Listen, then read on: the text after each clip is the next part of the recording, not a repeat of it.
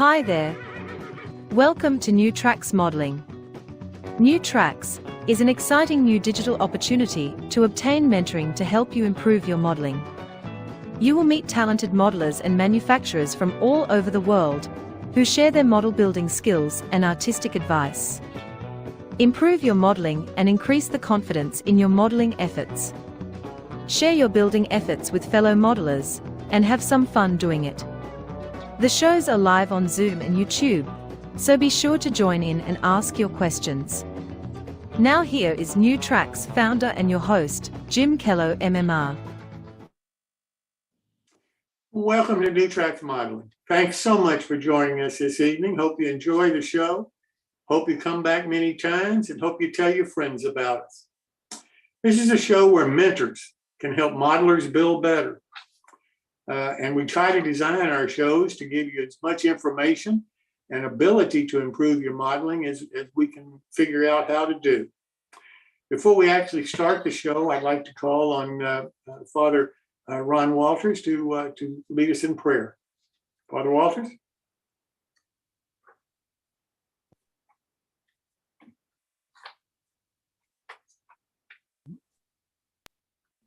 O God, as we express our creativity by creating in miniature the world around us, may we marvel at the beauty and genius which created the world and instilled in us a portion of your great knowledge and wisdom. Give success to the work of our hands, O God. Amen.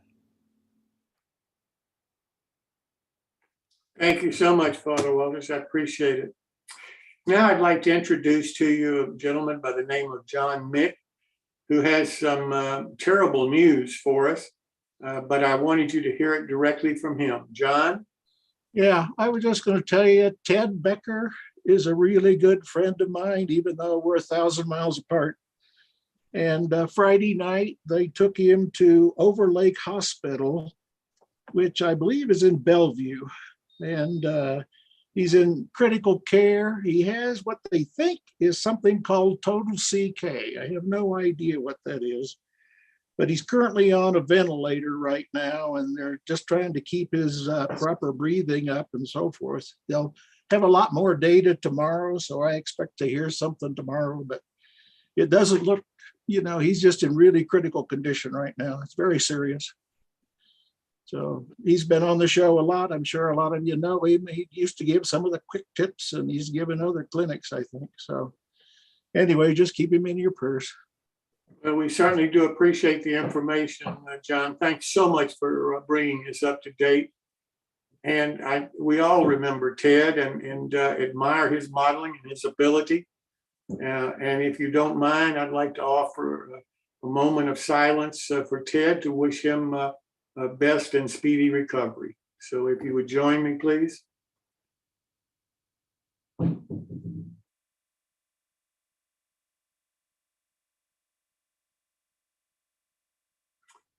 Thank you so much. And we certainly, John, hope that Ted gets out of the hospital and is back with us as soon as he possibly can be.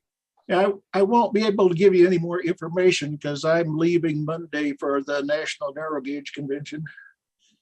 So, well, I wish you the best there. I tell you, I won't be on for the next couple of weeks, probably the next 3 weeks, but maybe I could email you or something. And that would be great. I would certainly appreciate that, and any information you could provide us would be most appreciative. Yep. Okay. And if you get a chance, if you could take some video or take some photos of the Narrow Gauge Convention when you come back, we'd love to see them. Yep. Well, the PSR convention is the week after that, so that's why I'm going to be gone so long. And then I'll stop in Phoenix on the way back to do some more work on the railroad they're building in the Arizona State Capitol. So they have a great 5-minute video about the PSR convention, and there'll be a steam train pulling a chartered train to the Grand Canyon. I'll be darned. Well, we'd love to see some photos of the PSR convention too. If you happen to get any of those along your way when you get back, just let me know. Okay. Thank you so much, John.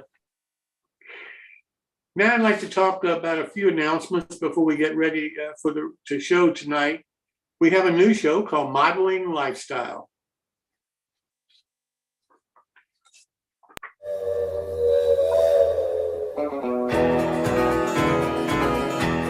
Welcome to the Modeling Lifestyle, where we celebrate how modelers have embraced their modeling and friendships as a lifestyle. We discuss how modeling can become a life passion and lead to lifelong friendships.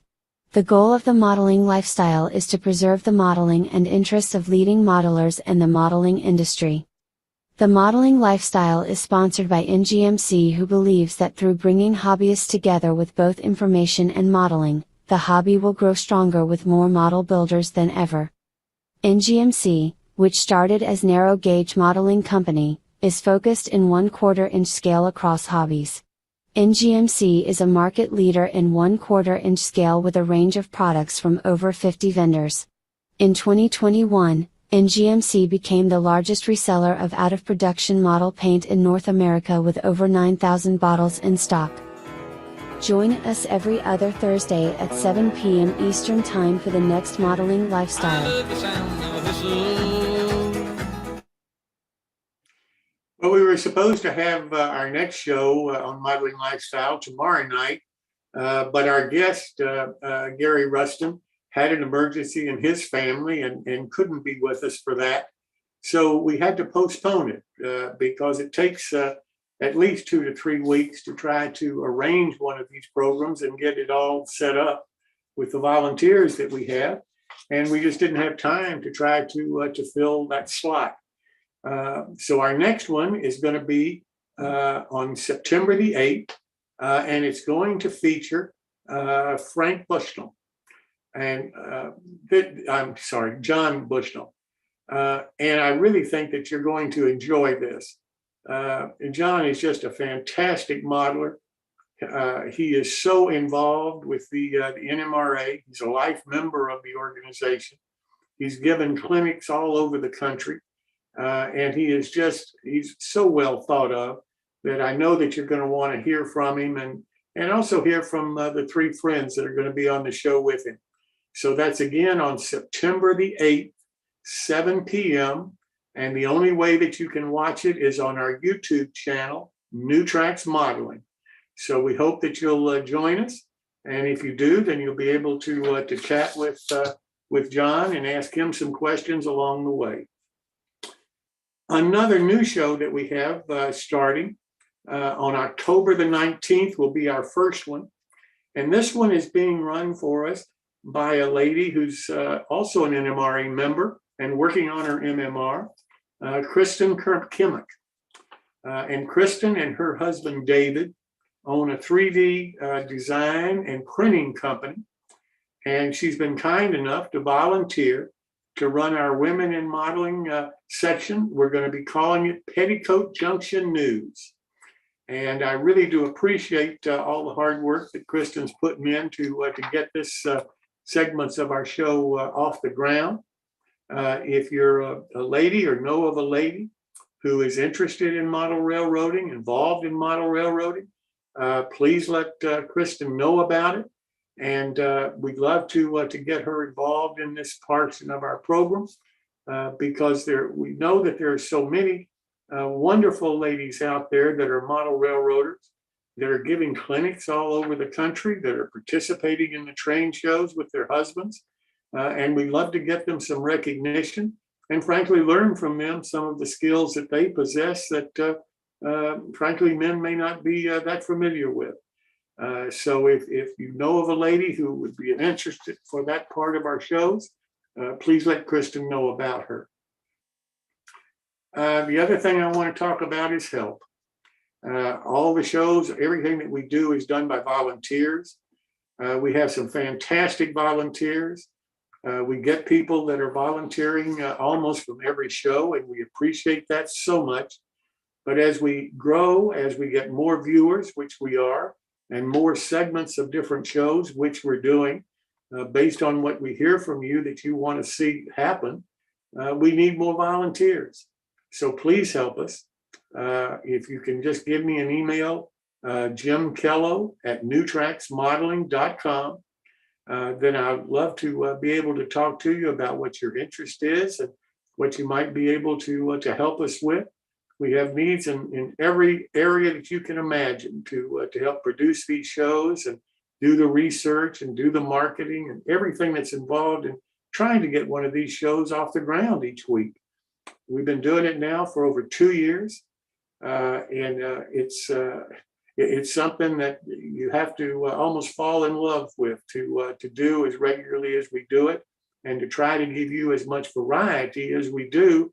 And keep in mind, these are not just recorded shows. Everything that you see here is live. We don't edit it before it goes into the videos that we have. We have over 650 now on our YouTube site, New Tracks Modeling. And we have about, I think the last count was around 1,500 subscribers on our channel.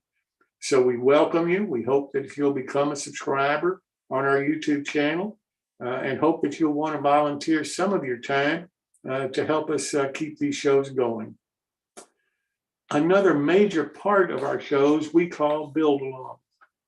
These are about as close as we've been able to come up with of segments of our shows that almost give you the ability to have your own personal mentor help you build a model that you want to build.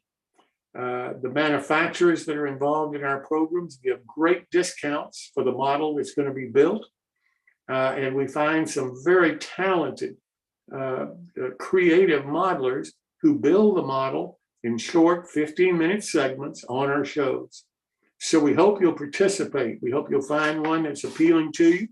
We have them in all different kinds of subjects and variety of them. And we have some that you'll see tonight. That we hope that you'll be interested in, and we hope that some of the upcoming ones you'll also want to participate with. We have some, as I mentioned, tonight, including one that Earl Hackett is doing, trying to teach us all how to get involved with 3D printing. And this to me is something that we all need to get knowledgeable about. And Earl certainly is a person that can help us in that regard. We have also tonight Seaport Model Works. We have tonight Apogee Locomotive Works. We have coming up on the 31st of August, Berkshire Valley, with Richard Rand, who owns the company, and Martin Breckfield NMR, who's going to be building an OM3, OM30 ore car. Motrax Models coming up September the 7th with Jeff Adam and Greg Cassidy. Also, Sylvan Model Works is coming up the same date with Claire Gilbert and Bill Davis as the builder of a boxcar from Sylvan Scale Models. So we've got a variety of things coming up and more scheduled all the way now through February of next year. So we hope that you'll go to our website, newtracksmodeling.com, and look up the build-alongs, because you'll be able to find them all. You'll be able to find how much discounts the manufacturers are offering on the kit, what the kit is, be able to see the model and what is involved in building it, and who the modeler is that's going to be on the show doing the building. In some cases, it's the manufacturer of the kit. So with that said, next I'd like to go and talk about the My Build, which is sponsored by Amy and Dan Gardy, who own Model Railroad Resource LLC. And if we could run the sponsor video, please.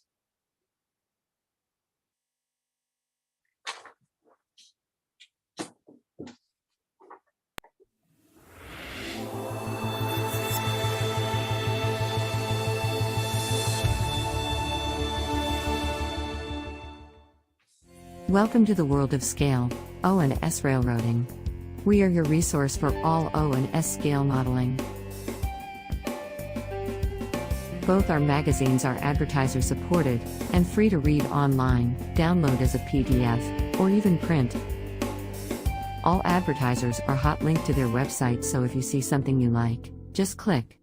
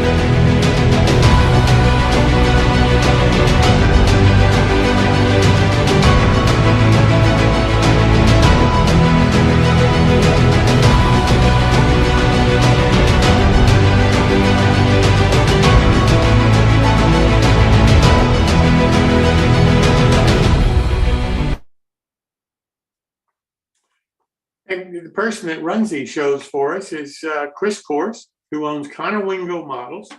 And I'll turn it over to Chris to say a few words about the upcoming one on September the 8th. I'm sorry, wait a minute. I think it's, I think it's September 21st. 21st. Yes, it is. September 21st. Thank you, sir. All right, I'm slow, but I'm catching up. No, me, senior moment. All right, we'll go to the lovely, where is it? There it is, share screen. We will go to that. And once again, we're going to do my build on September 21st. If you have things you want to share, or it could be a learning moment, whether good, bad, indifferent, whichever, please send us photos, and we will include those in the show. And if you have not contributed in the past, please send us a photo of yourself for your title card. So you can email me directly, railrunner130@hotmail.com, and we'll go ahead and include your things in the My Build. So back to you, Jim. And Chris, I want to thank you so much for all the work that you do put in to do this. But I got to tell you, while you were absent last week, Greg Cassidy, who filled in for you, did a great job. Yeah, I know. That's why I had Greg do it, because I knew he'd do a great job. So thanks, Greg. And I'm telling you, I'm really pleased about the participation that we're starting to get in the My Bills. We had some last week that would just, they were just unbelievable to me. There was one gentleman from the Ukraine who showed a scratch build scene that took him, I think he said, over a year to do, of a flat car with a tank. And everything that you saw was either sticks of bamboo or cardstock of some thickness. And the modeling that he showed, I thought, was just unbelievable to have been able to be made out of that kind of material. And yeah, I was looking at those pictures, and I was like, I thought you had told me it was paper, and I'm looking at it going, there's no way this is paper. And then I got to looking at it, it's just a tank. And then I look a little further, it's like, oh, it's got a car underneath it. Okay. And then the car was on a rail track. And yeah. My God, he's using sticks of bamboo and cardstock. He's taken a year just to create this one model. And it's something that I thought was just amazing modeling for anybody. Yeah. But you live in Ukraine, you work with what you got. Russian tanks, Well, yeah, you got it. All right, well, let's start the show here. First off is Gary Stuttgart, MMR, for his bits and pieces. Gary, welcome. Thanks, Jim. Let's see if we can get this to work. You're getting better, Gary. I hope.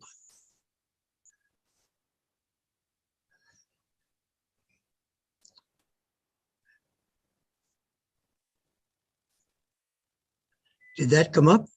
No, I take that back. I take that back. You're not getting any better. Share screen, Gary. That's what I did. Hang on a second. I thought that would work. Okay, share screen. Screen 2.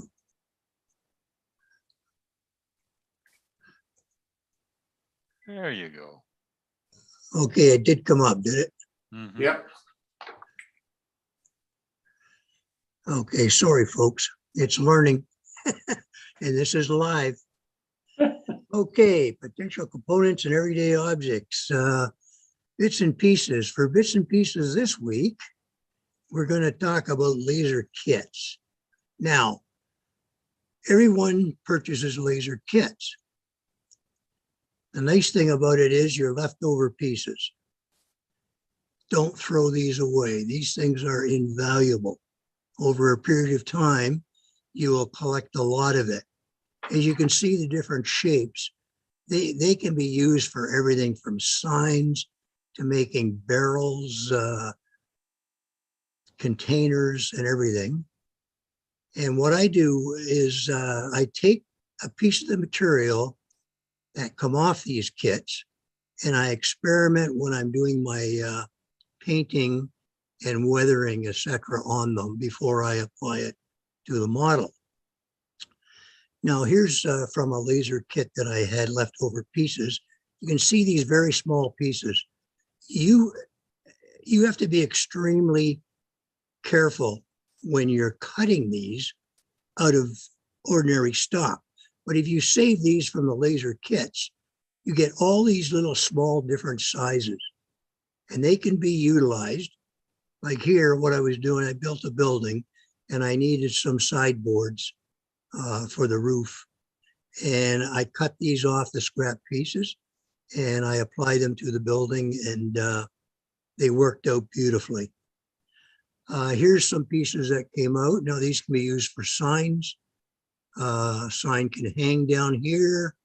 You can use them for the entranceway, say to a farm or whatever, and have the farm name up in here. Now these come out of the windows of a church, and they're small enough that they can be cut down and used in a cemetery as Good stuff. yeah, I'm sorry, for headstones. Here's some different side pieces here. These can be put together or used as bases, used as to mount signs on, put on your building. Now, over the period of a few years, these are some of the scrap pieces I have. This is only in a small amount. And as I say, I save these. And then when I'm building something or I want to scratch build something, I can go to this and utilize the parts.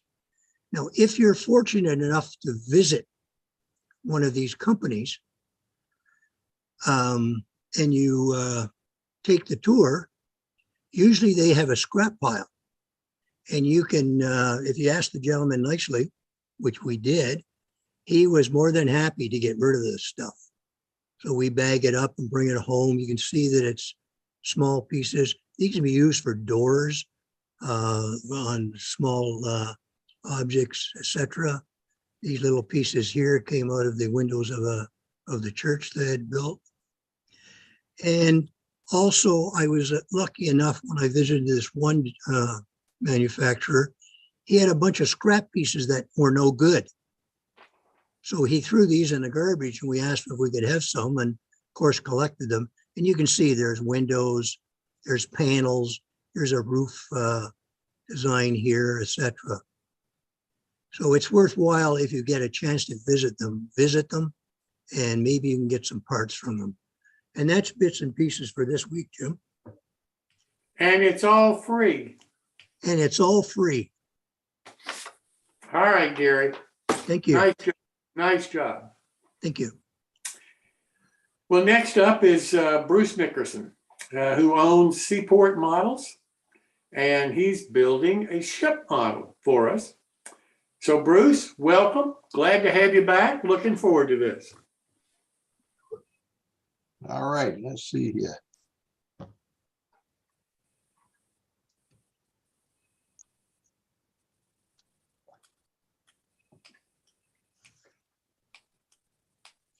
Give me a second here. Look at that.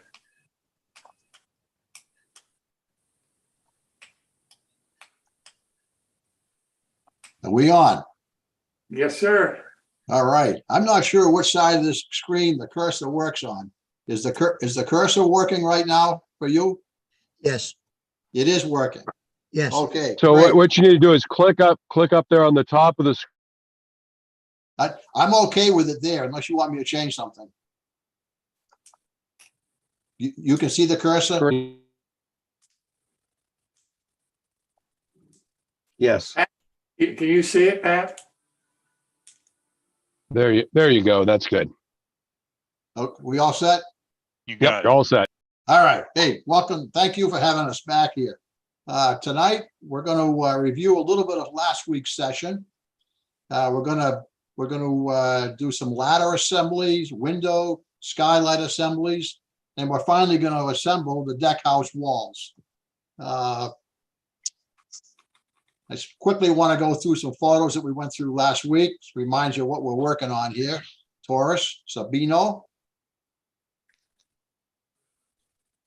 This is a model built by Martin Collard, sitting adjacent to some rails on his layout. This is on our modelers gallery on the website. This one's built by Rod Vance. He built the Patty Sue. Beautiful, beautiful job. I got a question.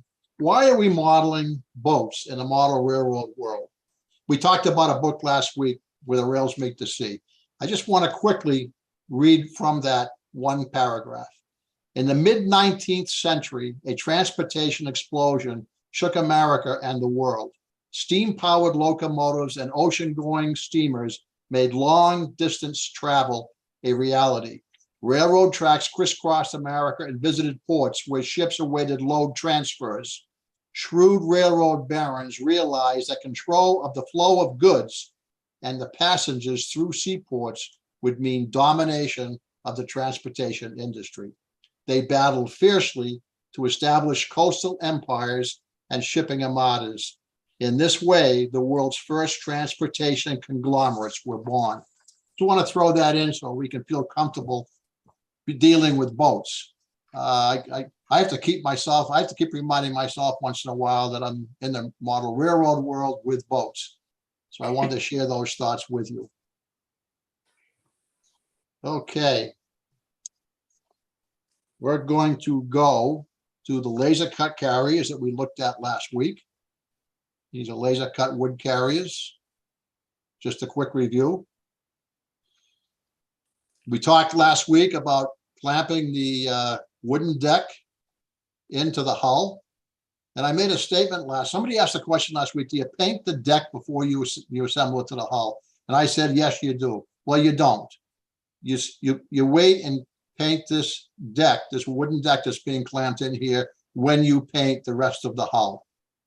Okay. I wanted to make sure I got that cleared up. There's the deck in the hull. This happens to be a full hull that I'm working with. These are the deck house walls we talked about last week. They're waiting for painting in a paint booth. This is that number 6 I kept talking about, which was the curvature for the walls. This is the deck house wall with the glue blocks on the inside. I want to make a note here. I built these glue blocks right here much too long. They should be cut off right about here. When I went to assemble these glue blocks interfered with the right angle build. So be careful when you're putting glue blocks on any building. Doors. These are Bruce, let me ask you a question. The glue blocks, what are they for? Okay, the glue blocks basically, I'm going to show you in a few minutes, but Okay. That's all right. This block right here, on the outside of this, you're going to put glue. And you're going to put that up against this section right here of this wall.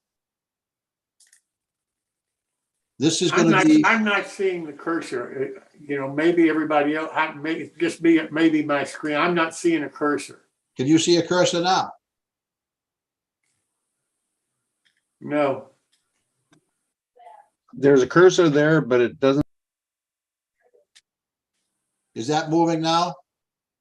I see it moving. I see it quite well. It's just, I see it's black rather than white, but It's if you it's a don't move black too one. fast. All right, well, let me try to explain it.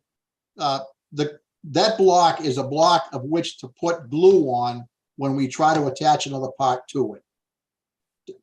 So if we're trying to put a right angle wall together, the glue would go on that and the other wall would come up against it and receive it. Gotcha. It also gives strength to the walls as well. Gotcha. There's no question about it. Thank you.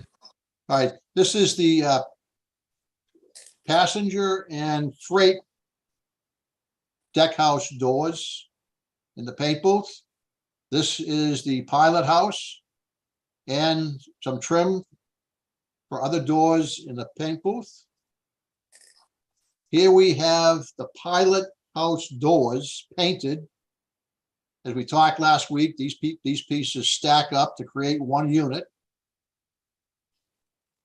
Here we have those doors stacked up, and here's the wall they go into. And that's what they look like when they're inside. Here's the deck house freight door, deck house passenger door, same thing. Here's the deck house freight door. Here's the deck house passenger doors. Also at this time, I just want to point out these little green pieces here. These are the slides, and the slides get glued above and below these doors. And there they go, they're on.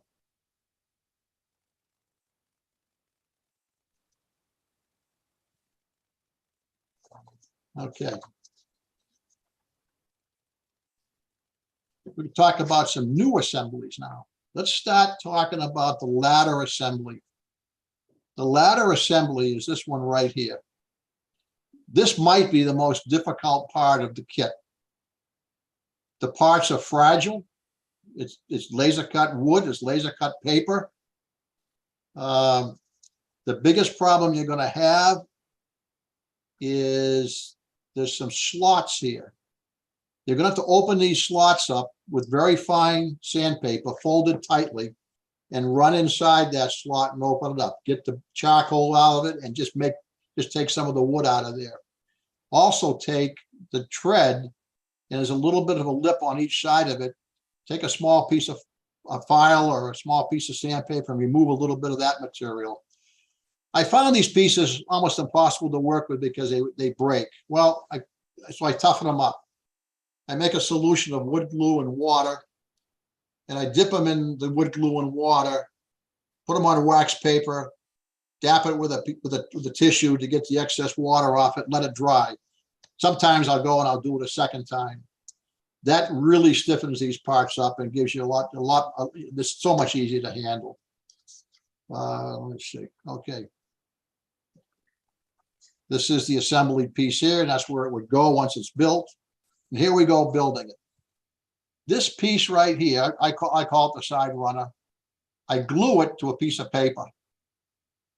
Then I take, after it sets, I take one of the treads and I set it inside right here in this slot, and let it set. While I'm doing that, I take the other side piece and I put it up, and I insert this side in there and glue that. Then I take and I run it parallel and put a second tread up on the other end up here. Then I can start inserting all of these treads. Break it away from the paper because it was glued very lightly. At this time, push it up against a solid object and glue the rail to the outside. This is a pretty simple process right here. And then you're going to repeat that for the other side as well. And that's what you get. Pretty rough looking, a little bit of sandpaper, a lot of paint. This looks pretty good when it's painted up. We're going to go to the window assembly now. Very similar to the door assemblies. There is one part of this window I do not use. It's this 29. I use this double. I use the outside trim here, and I sometimes use these pieces here, but for this kit, I'm doing this and the acetate. It's just, again, a sandwich process. And these windows go in the deck house walls. Here are the deck house trim, sitting in a paint booth for waiting paint. Deck house windows, same thing. Here they are painted, laid out, waiting to go into the walls. This window here obviously fits inside here. And you want to fit flush to the outside of this wall. This trim board, trim piece, goes on the outside here. Just repetitive all the way down.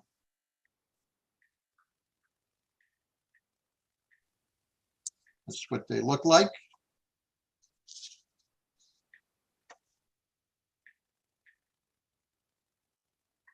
Okay.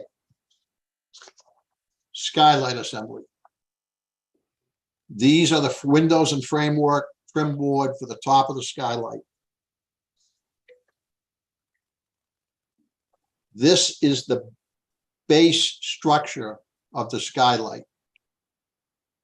We're going to assemble this base structure inside of this hole, although we're not going to glue it into this hole.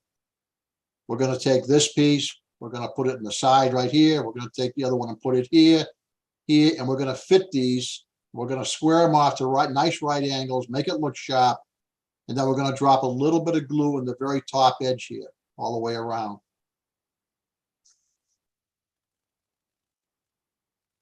Going to pull it out, and that's what it's going to look like.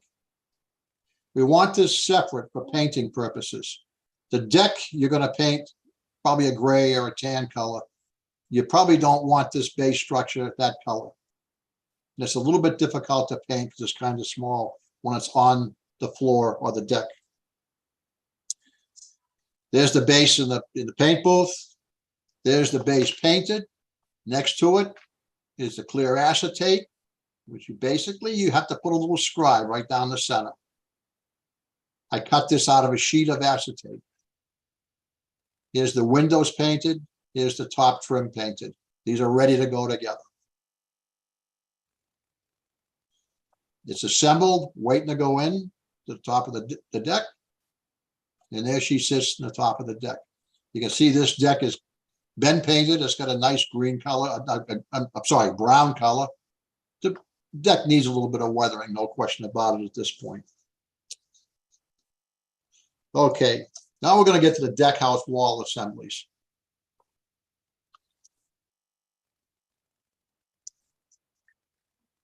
First is the starboard wall.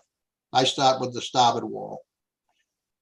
A little bit of trimming, sanding is required at this point right here.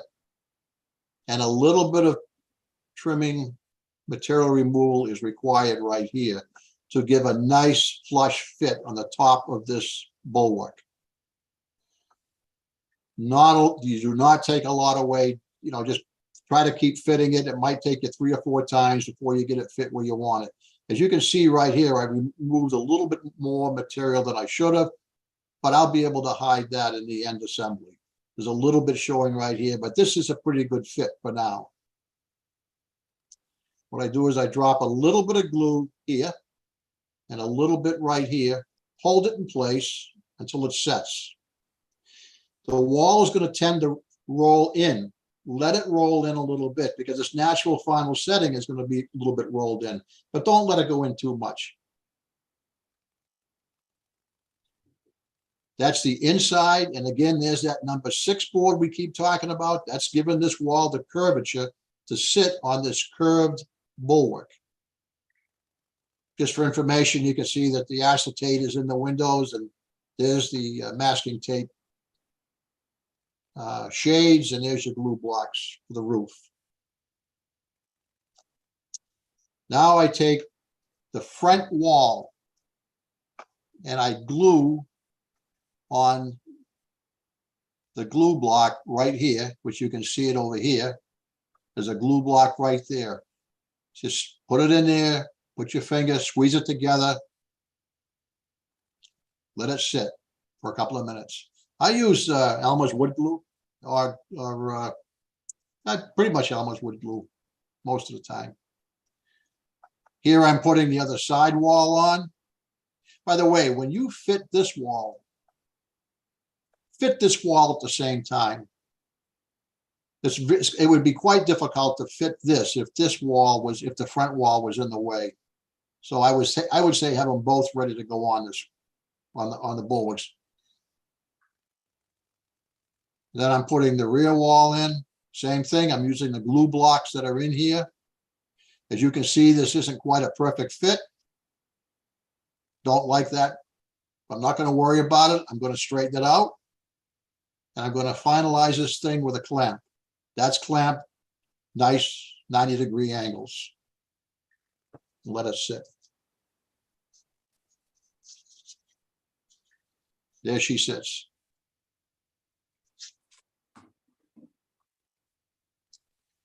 That's it for this week on what we're going to do, but a little bit next week, we're going to put the roof on the deck house. We're going to put the deck and the deck house onto a hull.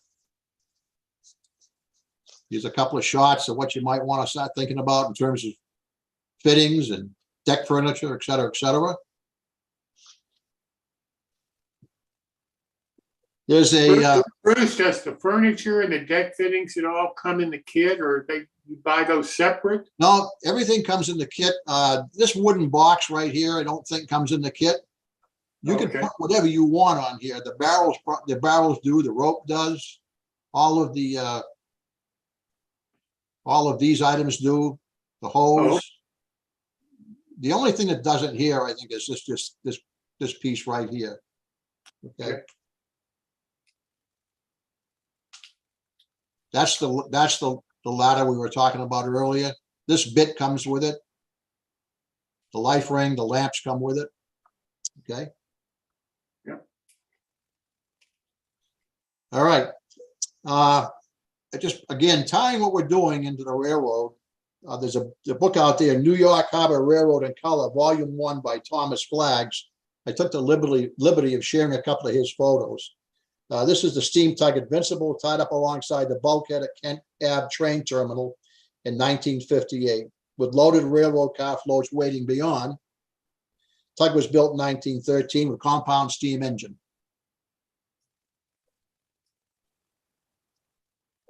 This is the tug Bronx in August of 1960, towing railroad car float alongside. Tug wore DL and W colors. I thought these were pretty good representations of what the marine and railroad industry have been doing. Well, I thank you for your time. Any questions? Well, Bruce, I really do appreciate you doing this for us, and the history and the prototype photos you're showing. I really think add a lot to your presentation. So thank you so much for sharing those with us. Thank you. Thank you for having me. And if anybody has any other questions for Bruce and so forth, feel free to call him or send him an email. I'm sure he'll be happy to work with you if you're having any questions as you get involved in building the model. Bruce, again, thanks so much for doing this. Well, now let's turn to another different kind of modeling. And this is by Father Ron Walters and his card modeling of the service station that David Rarick, Paul Egret designed. And this is the third in Father Ron's presentation. So he is not able to be with us tonight, but he sent a video of his build for the third segment that we'd like to play for you now.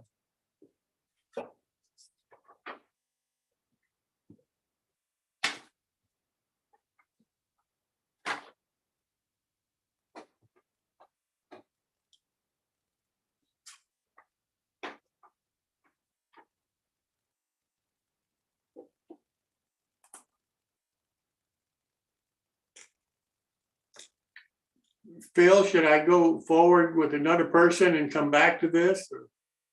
Yeah, why don't you go ahead? I'm having an issue with the video right now.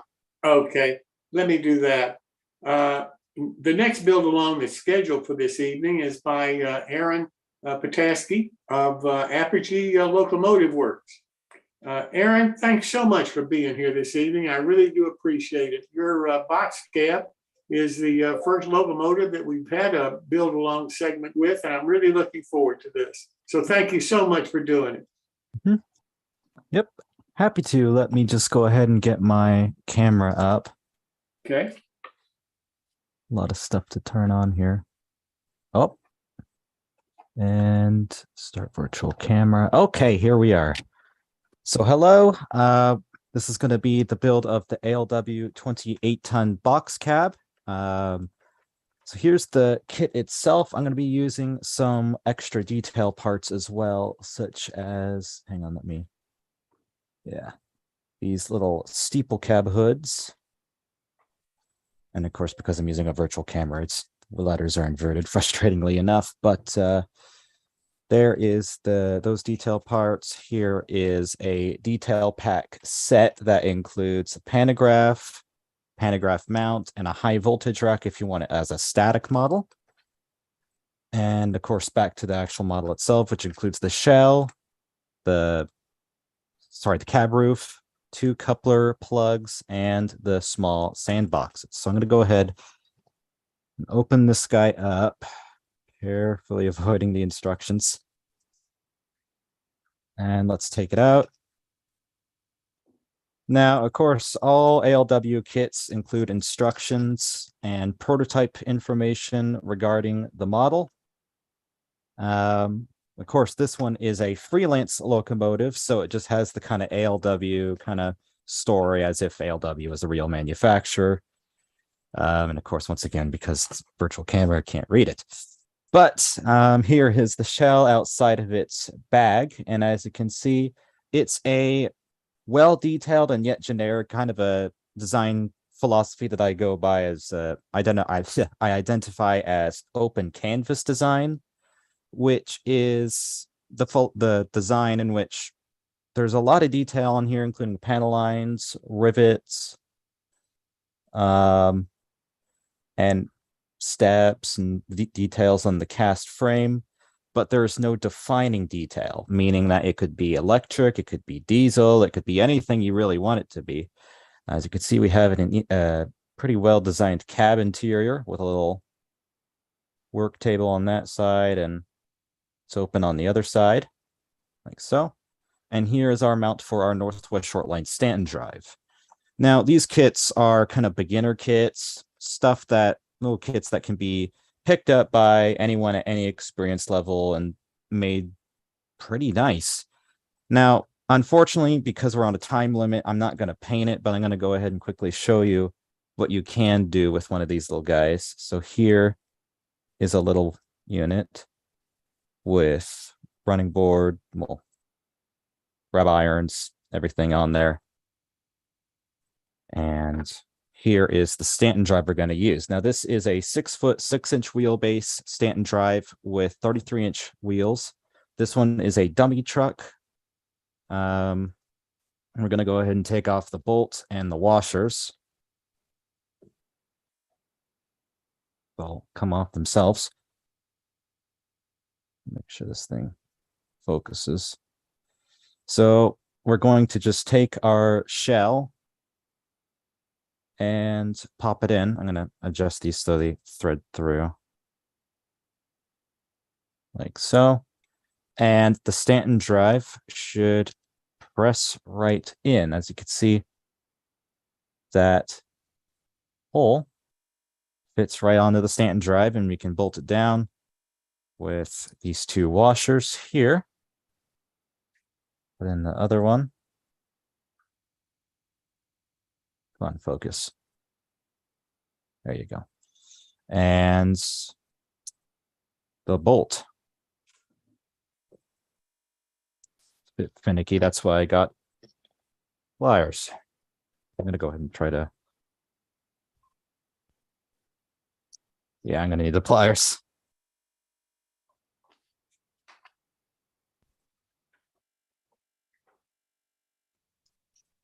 There we go. So it's pretty simple to assemble it onto the drive. And let's go ahead and add some detail parts. Now, the shell kit itself also includes some doors.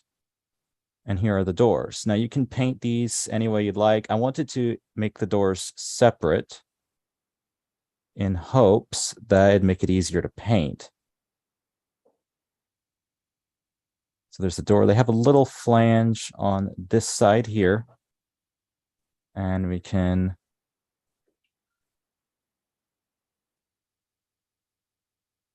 put it in like so. So the doors just press right in on either end.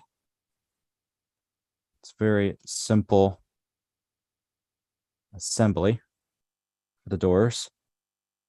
And then the cab roof can be removable or fixed as you'd like. And there's the standard unit, easy as that. But of course, we have a lot of different things that we can do with this unit because it is an open canvas design. So once again, I'm going to open up another pack of detail parts. These are the what I like to call the juice box locomotive detail pack, because it's like a little electric. So here, actually, I'm going to show you the high voltage rack, which is an essential part for an electric locomotive. See if I can get this to focus better. Maybe if I move it in like so.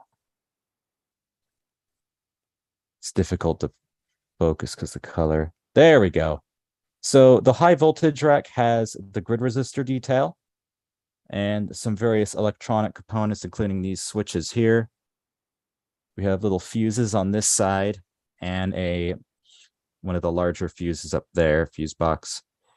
On this end, we have another fuse right there. This is all designed and kind of modified in proportion based off of Iowa terminal number 53, which I was able to get into and take photos because I'm also working on a model of that. And unfortunately, because of the size, this is supposed to be, relatively to scale for this box cab. It unfortunately is not particularly ideal to install on a running model, but it is great on either a dummy or a display model. So that'll actually press around the Stanton drive and fit in there like so. So it looks like you have a full grid resistor in there. Well, high voltage rack, sorry, my apologies. In there like so. And of course, right there is where the pantograph or the pole would, connect. So that is some of the stuff we can do with this thing, but we can do a whole lot more. Not sure if you'll be able to see it here, but there are little holes, little divots where we can mark and drill out the holes for the grab irons. So I'm going to use a little pin vise here, and I'm actually going to go ahead and take this out for now. And I'm just going to go ahead and drill out some of these holes.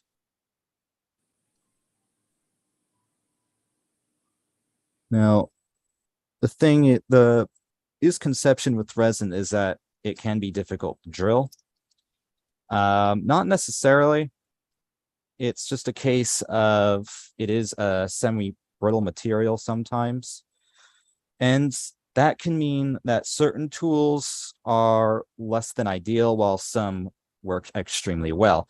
When you're cutting resin, say if you wanted to heavily modify this unit, I would suggest a Dremel tool or any rotary tool with a disc on it to cut anything, because snippers like these, when they cut, they press the material away, which is what causes cracks.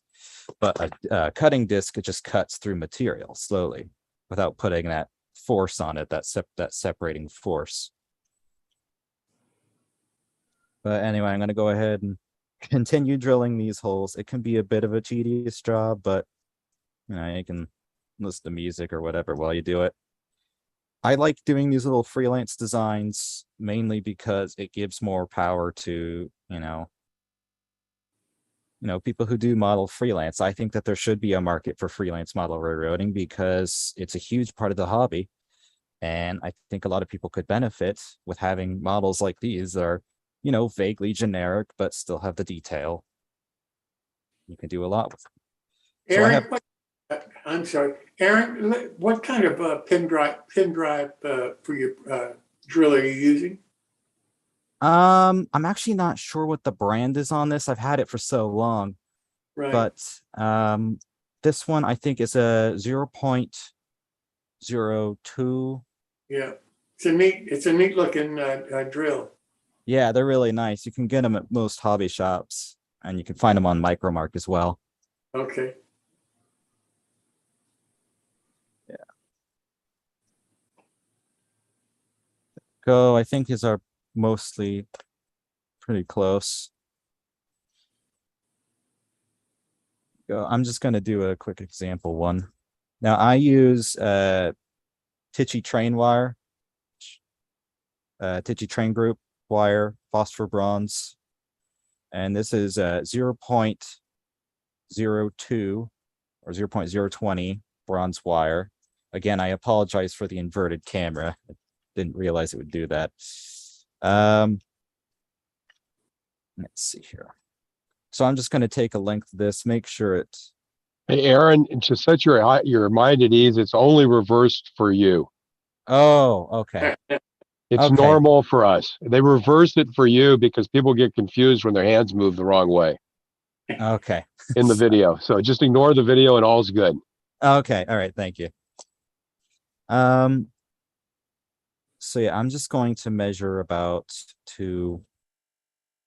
One thing I will admit, although being the owner of a company focusing on scratch building, I am ironically pretty poor with making handrails. It's one thing I haven't quite mastered, but I am getting there. So I'm going to go ahead and bend this wire here at about a 90 degree. Now, of course, there are better ways to do sanctions, grab irons, but this is just the way I do it. It worked out pretty well on the last one.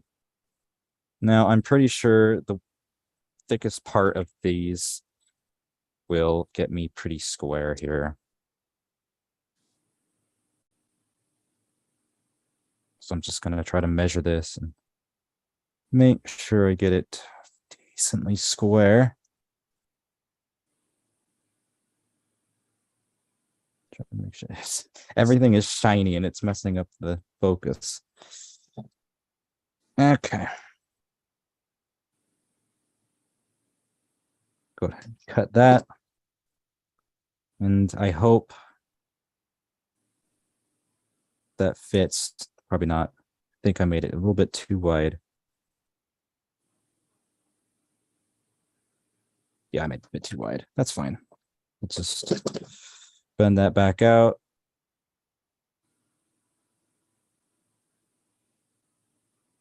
And rebend that.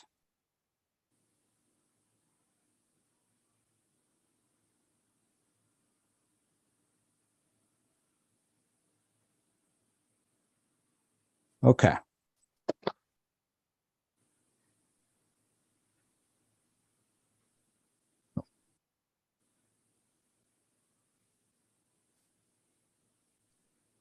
Let's try to get that guy in there. Be close. I'm gonna drill those out some more.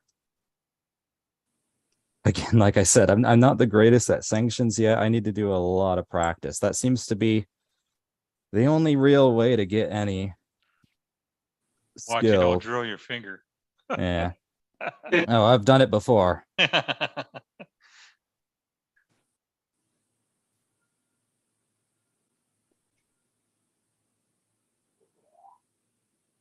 Yeah. I think one of the reasons why a lot of people don't get into locomotive kits is because they think it might be a little bit too intimidating, a little bit too daunting. There's a lot, like the whole worrying about the mechanism, wiring it, or, something else. Maybe it just sounds way too much trouble than it's worth.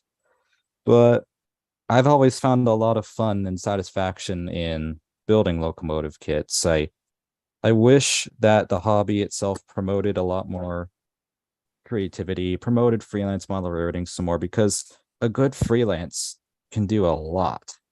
Because I don't personally think that freelance model railroading should just be an excuse to do whatever you want. It should be aggressive world development, building a believable railroad, coming up with creative power and interesting reasons to run said power, and, sticking to your own prototype like glue.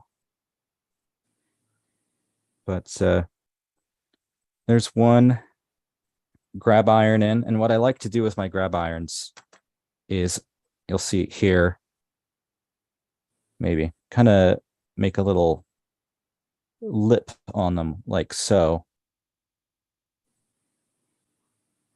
So it goes in just a little bit. And of course, the way I go about that is by putting the end in the pliers and carefully bending both ends down. And that gives me that kind of bend like that. And I think that just kind of makes it look a bit more interesting. Like so. Kind of got to position it right.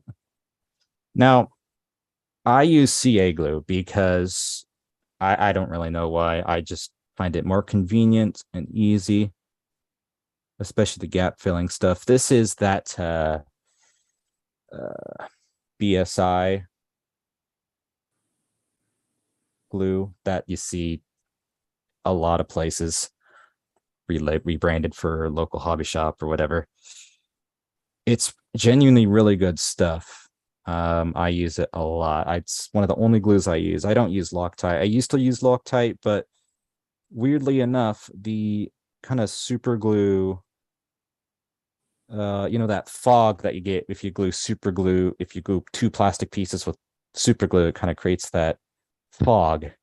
It's less so on this BSI ink glue, which is weird, but it works. But there's an example of a grab iron put on. Goes on pretty well. And of course, I could do more. There is another little divot right by the window corner there. And it shows, you'll be able to drill up like this. You can drill into the cab and make that grab iron there. Now, there's some other detail parts that we can do also, like these. There's a lot of ALW detail parts that are very complementary for other ALW products. For example, these are really good for the 28 tonners. I'm going to go ahead and open these guys. And we can kind of turn this thing into essentially a little baby version of a Baldwin Westinghouse by taking one of these tiny little ALW steeple cab hoods and just sliding it on wherever we'd really like. So put it in the middle. I want to put it to the side because Baldwins are to the side. And it would make sense for a unit like this, if it was electric, to have a little hood on each end, because there's not very much room for it. We have the high voltage rack, but we'd also need room for the compressors and anything else, the blowers. So I'm going to go ahead. Like I said, I'm not going to paint this model as of yet. It's possible to paint them after, but just for the sake of this video, we're just going to build this guy for here without any glue, any paint. Wipe off any excess. And that guy will just go right about there. And it looks right. Actually, let me move it in a bit more. There we go. Like so. Now, there are the stock sandboxes. And they're these little kind of tins. These are also based off of the, let me see if I can get at the focus. Come on.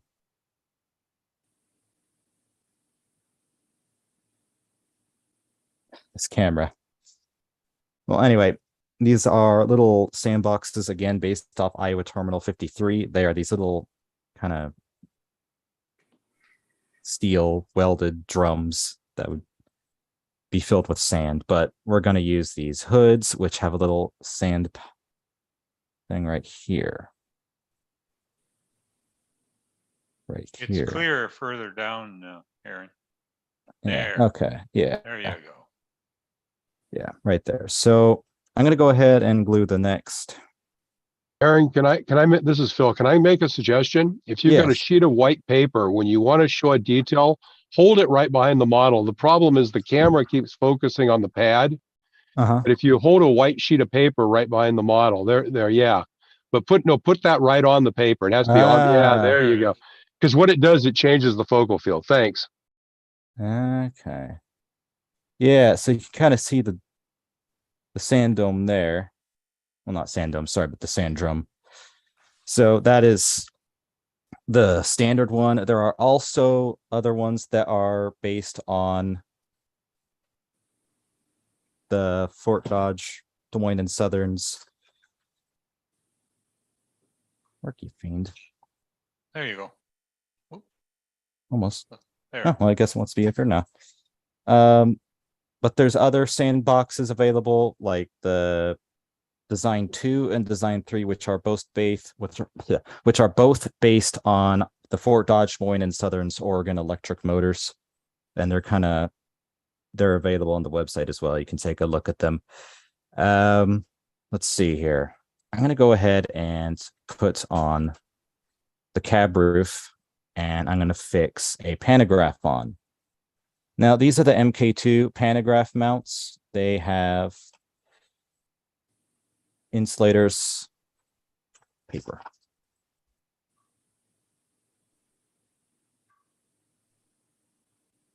There you go. They have insulators on them, a bolt pattern, all that. And they're a lot more sturdy than the original MK1 pantograph mounts, which here's what early pantograph mount MK1. Not as sturdy as the MK2s. So we're going to go ahead and mount the pantograph on the MK2 mounts. And I have a screwdriver here. No, I don't, but I can get one. Like so. Now, I do also sell these pantographs on the website on apogeelocoworks.com. They're fun. They're nice, well-sized pantographs for, this kind of work. And I just, put the screw down, pantograph mount itself. Yeah.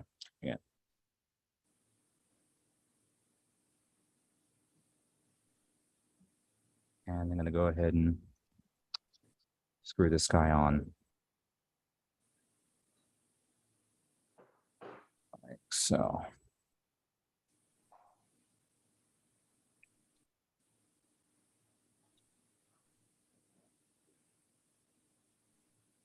Okay.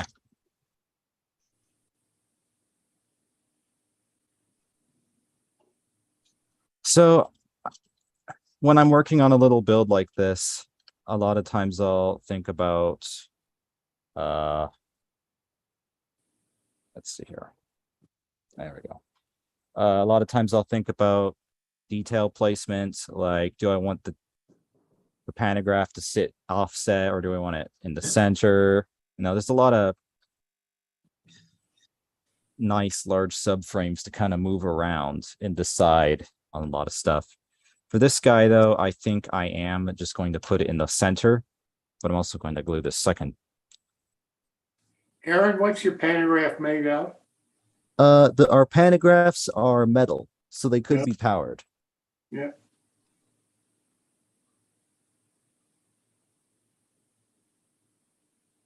Now, of course, like I said, I do use CA glue. These have little nubs on them that make it easier to glue. So it's less glue being used. Paper, there you go.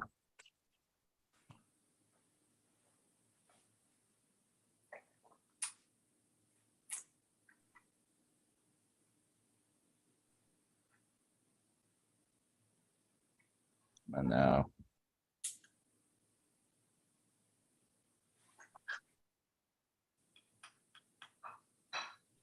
jeez. Right there. Well, Hey, you might be able to good. see these little nubs Mm-hmm.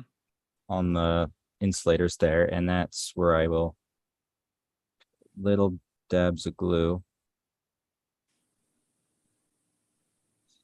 Sorry about my camera. Usually it's not like this. I think it's because I'm using it for, I don't know.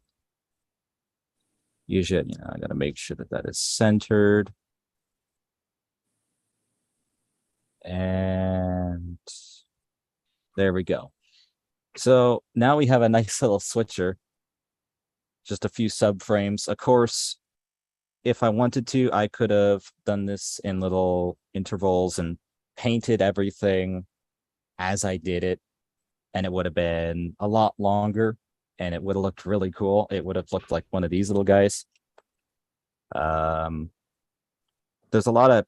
enough room in here to do a, put in a Loxound micro or some weight, or you could do both. To give you an example of what you would use to weight these little guys, these are little tungsten blocks. These are 1/8 inch by 1/8 inch, I think, and it took this much, and that's 2 ounces, and it's a pretty hefty unit.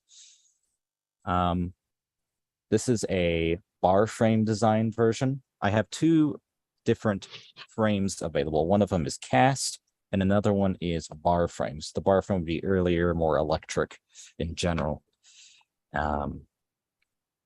And of course, it's the cast frame, which is more versatile, I guess you could say, and it's what it could be.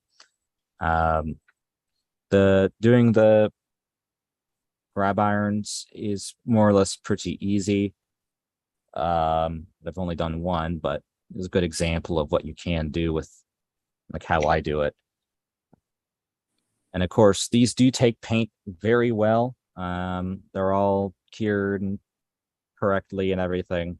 So you can paint them as you'd like. For example, this guy again, or this guy, which is kind of a more Milwaukee color to it, scheme. Aaron, what kind of paint do you use? Personally, I prefer True Color just because it's what I, started using and kind of gotten used to. I know Scale Coat is really, really good. And I want to use some Scale Coat stuff as well, but I just haven't had a supplier of it. One thing that is really fun with these units is getting multiple, like maybe 2 or 3, and setting up so one has the decoder in it, and then the 2 on each end are just slugs, just lead slugs of power. We also make a B unit version, and we also make a flat frame version for anyone wanting to kind of build up as their own little critter on the cast frame. And of course, these guys accept the same Stanton drives as these.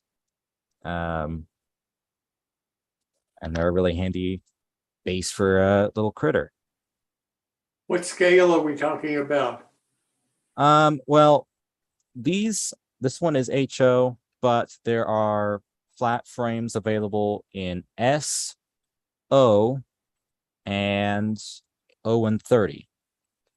So the ones in HO are designed to fit a 6-foot 6-inch wheelbase Stanton drive, and then the S and the O ones are designed to fit an 8-foot wheelbase because that is the smallest Stanton drive they make in those scales. Right. But the O scale one sits on a 10-foot wheelbase Stanton drive because, to make it look right. on an HO scale drive. But yeah, that's various little stuff for building these little ALW 28 tonners. Little guide on building one of the grab irons, the addition of the little extra detail parts, kind of the inside. And of course, like I said before, I could do a paint on this, but it would have taken a lot longer for this video. What do you use for window glazing? Pretty much any clear plastic will work. That's one of the things I like to do with my window glazing is just take little pieces of like packaging plastic, like, you know, that ABS clear plastic that they use when they hang products. Just cut out little pieces of that and pop it against the walls.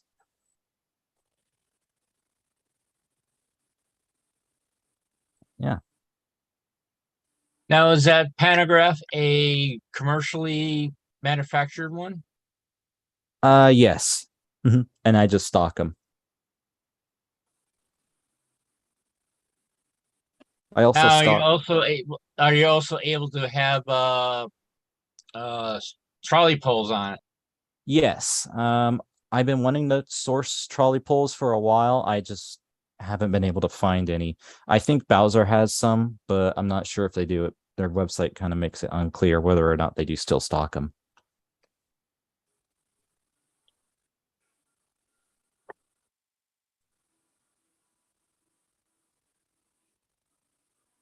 What about couplers? Oh, yes, I forgot to mention couplers. Let's see. Excuse me one moment.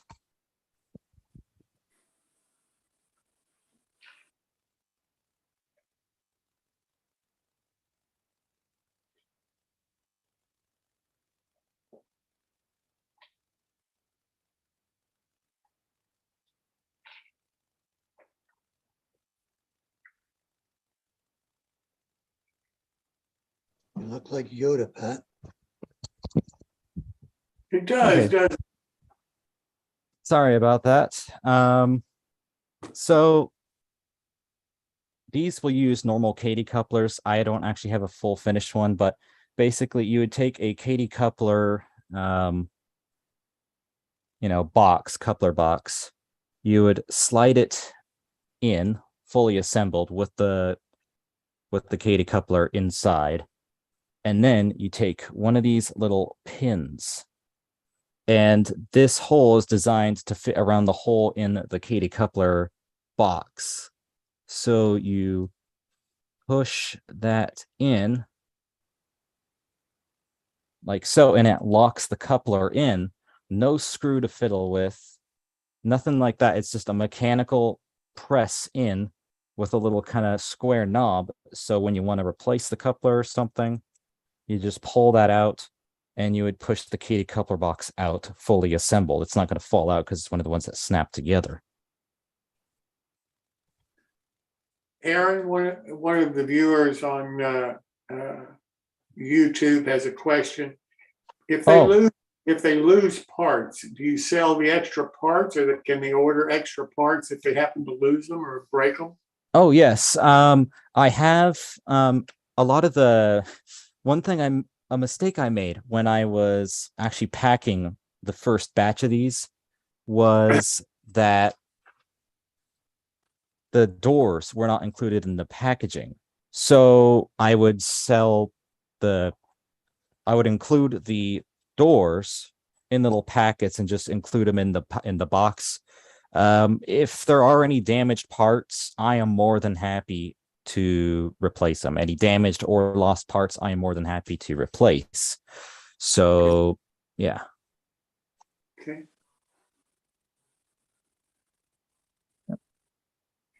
Aaron, building one of your kits, what's the main thing that a modeler, say, never built one of these before, or that kind of a kit before? What's the main thing you need to look out for? Well, I would say there's when you're starting out on an ALW kit or a locomotive kit or a resin kit, it's a new experience, but definitely don't be afraid to try it. A lot of people, don't really like the idea or are worried about putting together locomotive kits.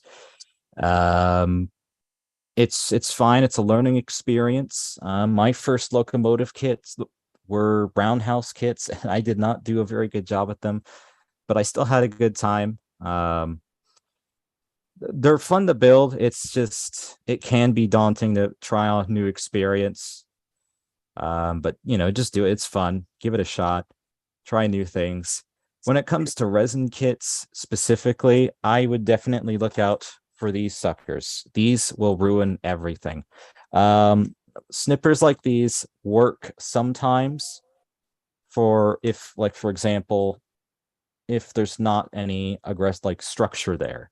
But you put one of these guys against a surface like this to cut out, maybe you want to make a different cab design. Do not use snips, because snips will push the material away. That's how they cut.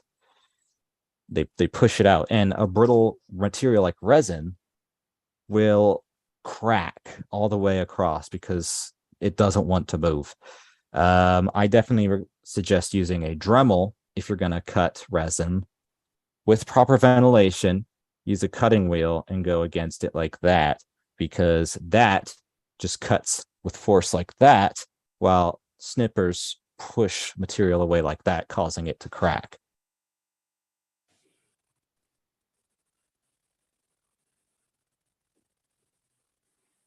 Thank you. Aaron, Yes. do you supply the drive for the O-scale units? At the moment, I only have the drives available for the HO, simply because I just it's kind of difficult for me at the current at the current moment to stock a lot of the stuff that I need to do this. Okay. I would like to in the near future, but you can still get them from northwestshortline.com.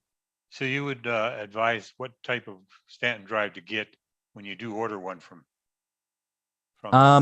So for HO, it's the 6'6" wheelbase, 33-inch drivers. Yeah. And for the O scale one and the HO scale one, sorry, not HO, S scale one, it would be the 8-foot wheelbase, and I think 33-inch drivers, if they still have it available.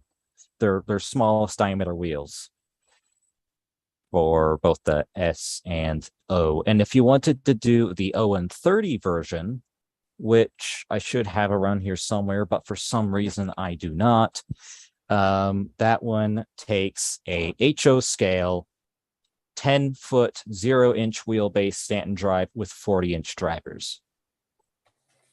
Thank you, Aaron.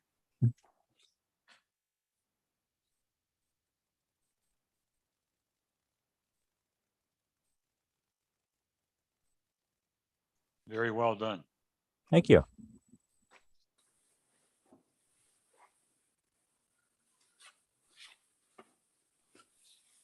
Well, Aaron, thank you so much. I really do appreciate it. Yeah. Thank you. The name of Aaron's company again? Oh, yes, it is apogeelocoworks.com, Apogee Locomotive Works. I can post a link right here. Let me get it. We also have it on our website if you want to go there and find out about it. Yeah.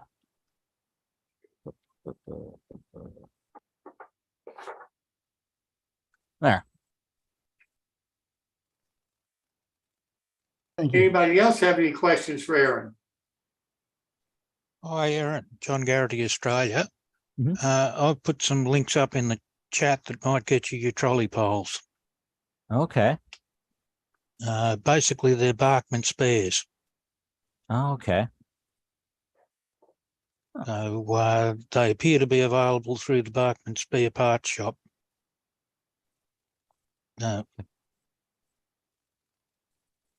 Perfect. Perfect. I'll have to take a look at that. The pantographs, are they summer felt?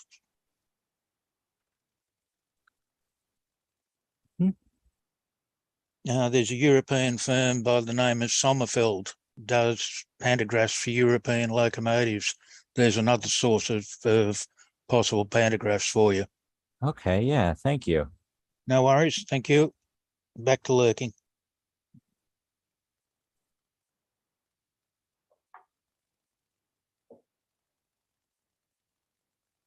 Anybody else have any questions for Aaron? Well, Aaron, thanks so much. I really do appreciate you doing this for us. Yeah, happy to. Thank you for having me. Yes, sir. Sorry, I do apologize again for my camera. I don't know why I was so excited to fight now. No problem. I think you did a great job. Thanks so much. Thank you. Well, now let's turn to our 3D CAD build along with Earl Hackett. Earl, welcome. Hello there. Broadcasting from my son's office here.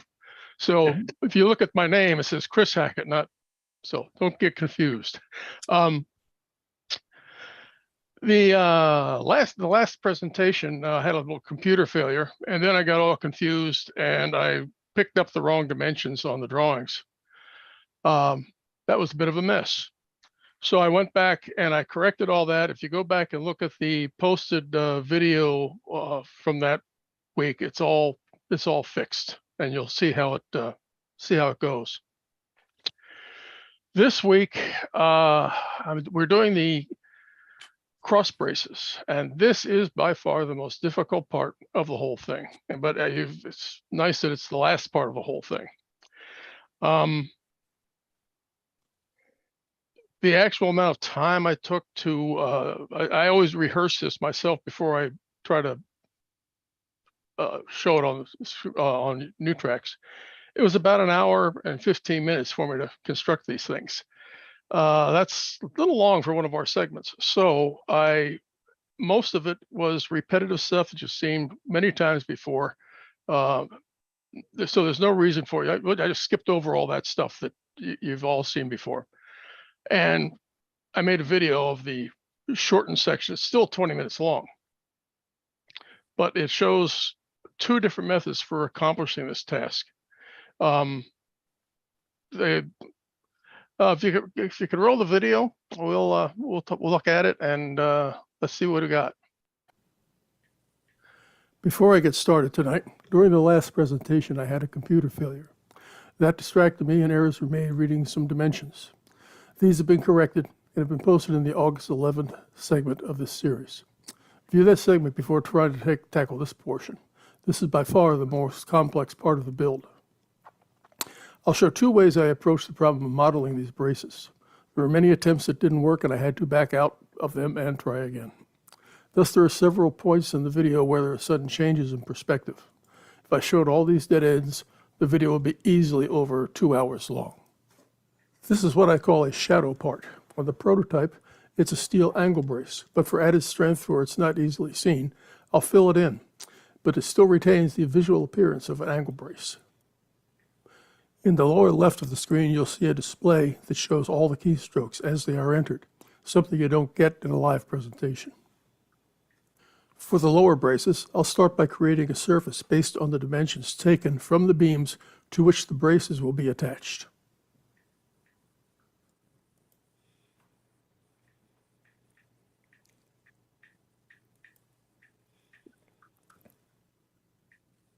You can see the length is at the bottom of that little pop-up screen.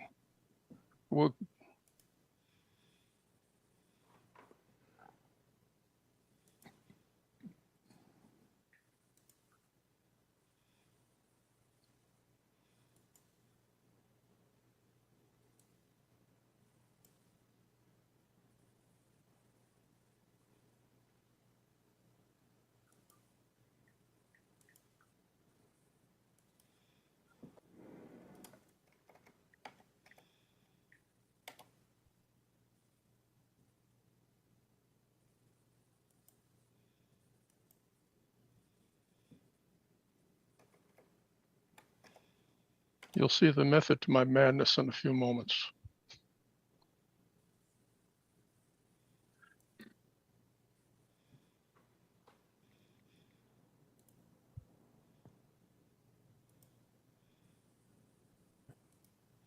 The first step is to create the gusset plates. You've seen these actions many times before, so I won't make a comment until we get to something new.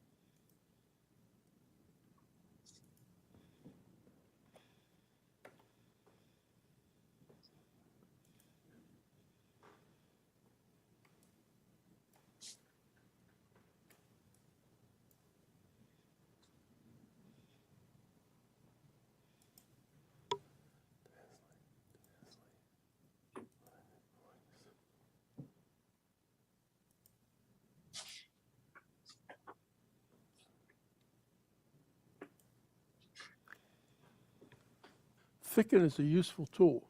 You can stretch or shrink a single face of a part. The default was 5 millimeters. That was close enough.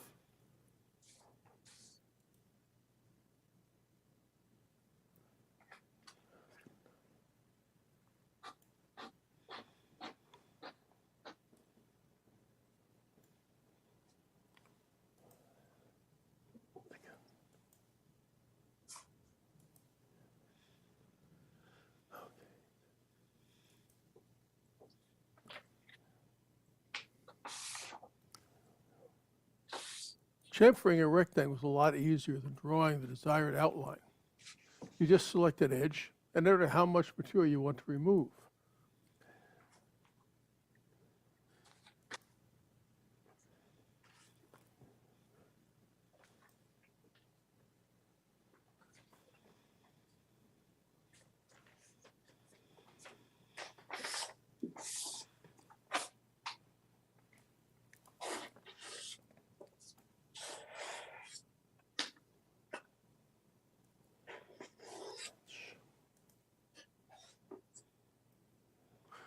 The box on the surface is just a way to get a perpendicular surface at the center of the construction surface.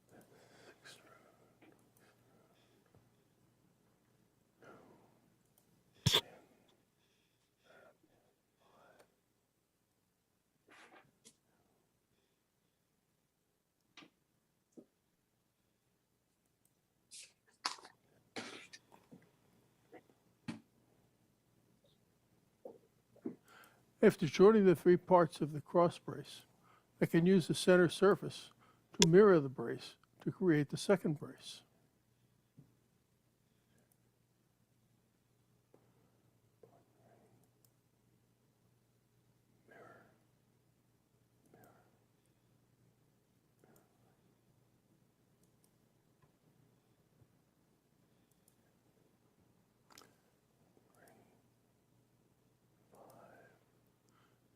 The two braces are joined, moved into position, and made into an array to complete the lower bracing.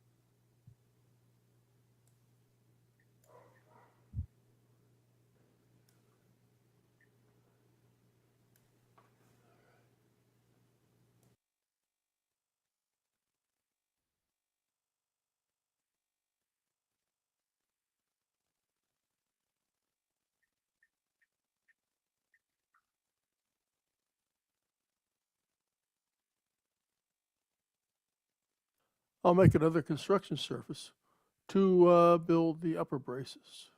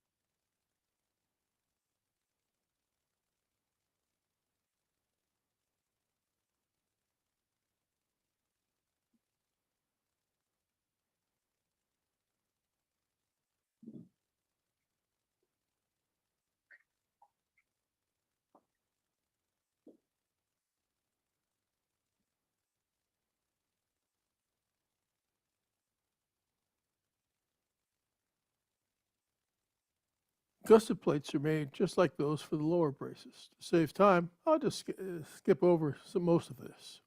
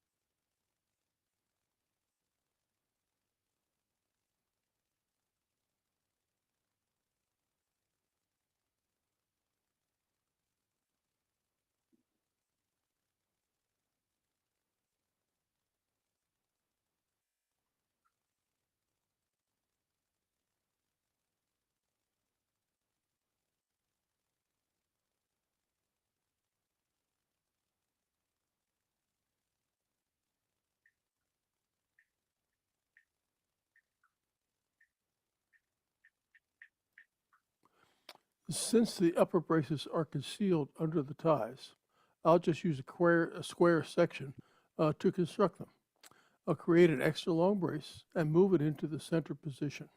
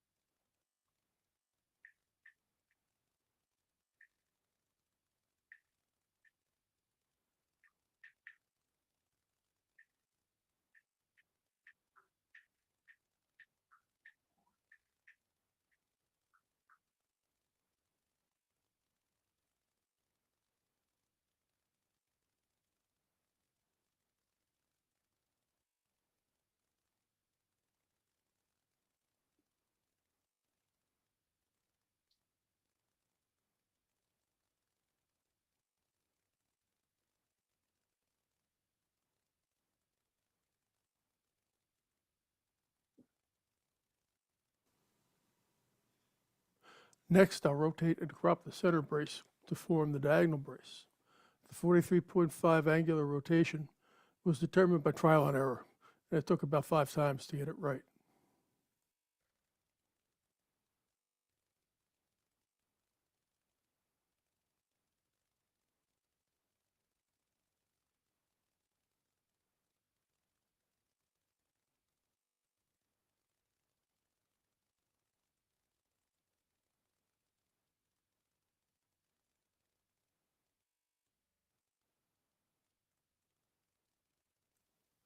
The system wouldn't accept negative angles of rotation, so rather than doing the math, I just mirrored the angled brace.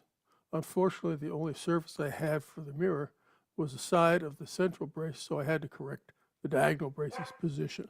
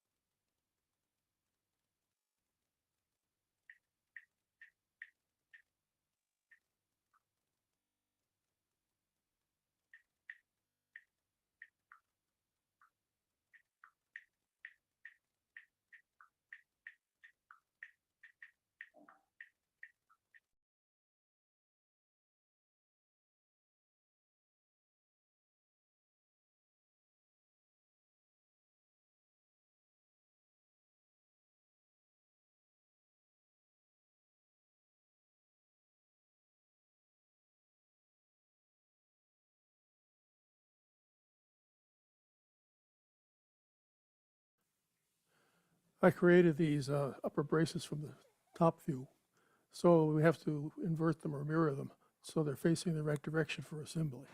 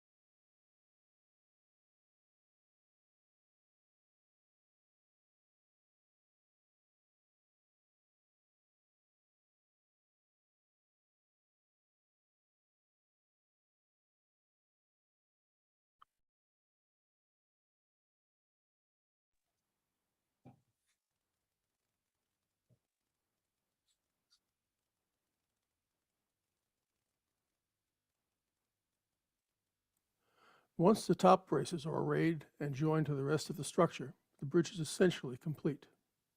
I'll leave it to you to add the pedestals on which the bridge rests. There are plenty of images for these structures on the internet, so you shouldn't have any trouble finding a prototype.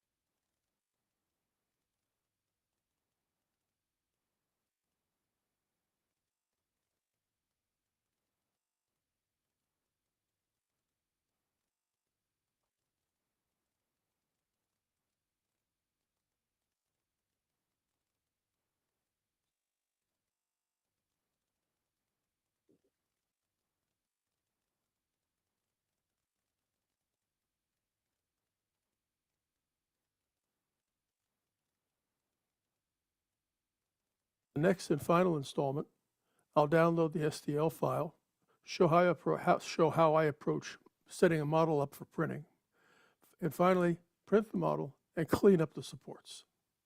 Okay. All right. There was a lot of stuff there, and I hope I didn't go too fast for you. But what I'm trying to show is the not so much how to use this particular CAD system, but how to think through the stages in which you would build a structure like this. Because it's when you look at it initially, if you've never done this before, you say, well, where the heck do I start? And I hope I was giving that's the primary thing I wanted to give you insight into is how to start breaking it down into the pieces and how to build each part and extend it and fit other parts in as necessary to complete the model. So if anybody has any questions, go ahead.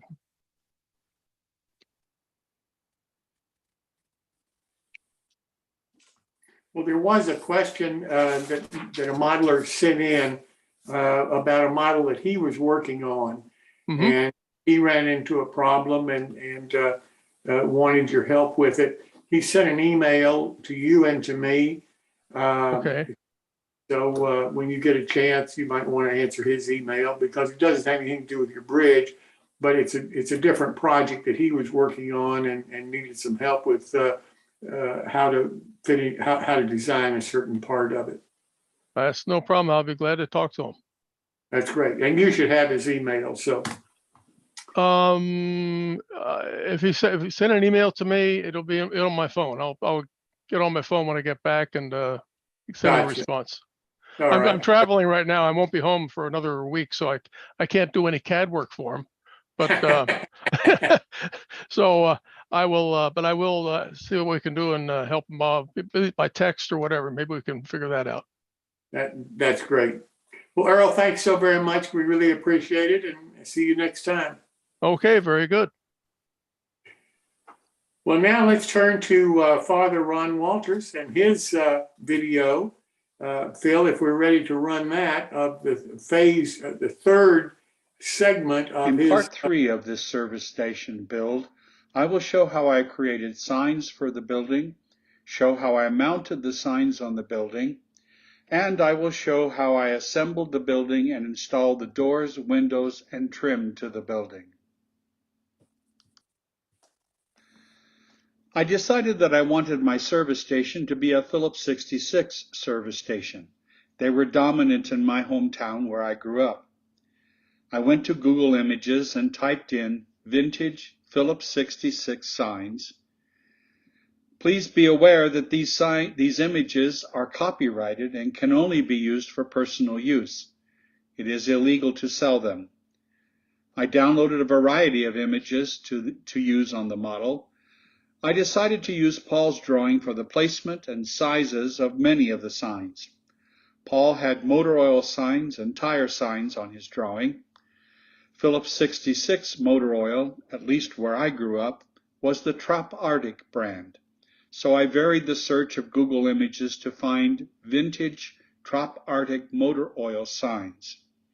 I also located some Firestone signs. I downloaded all of these onto my computer, and then I started up Inkscape, a free art type program that you can download and use.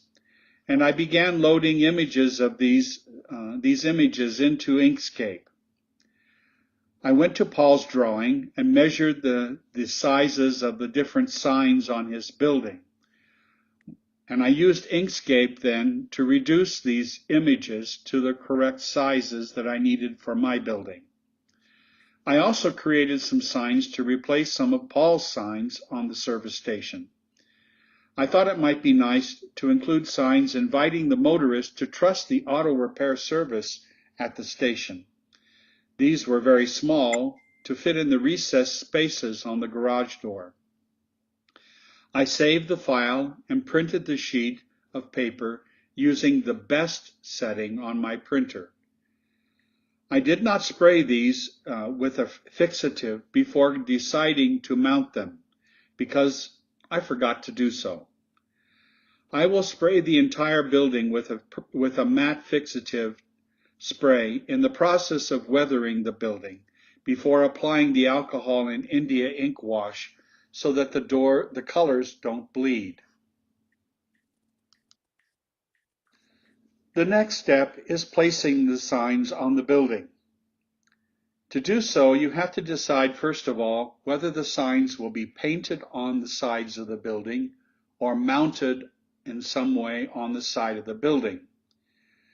I decided that the painted on signs would be the larger signs on the building and that the smaller ones would be ceramic or metal type of signs.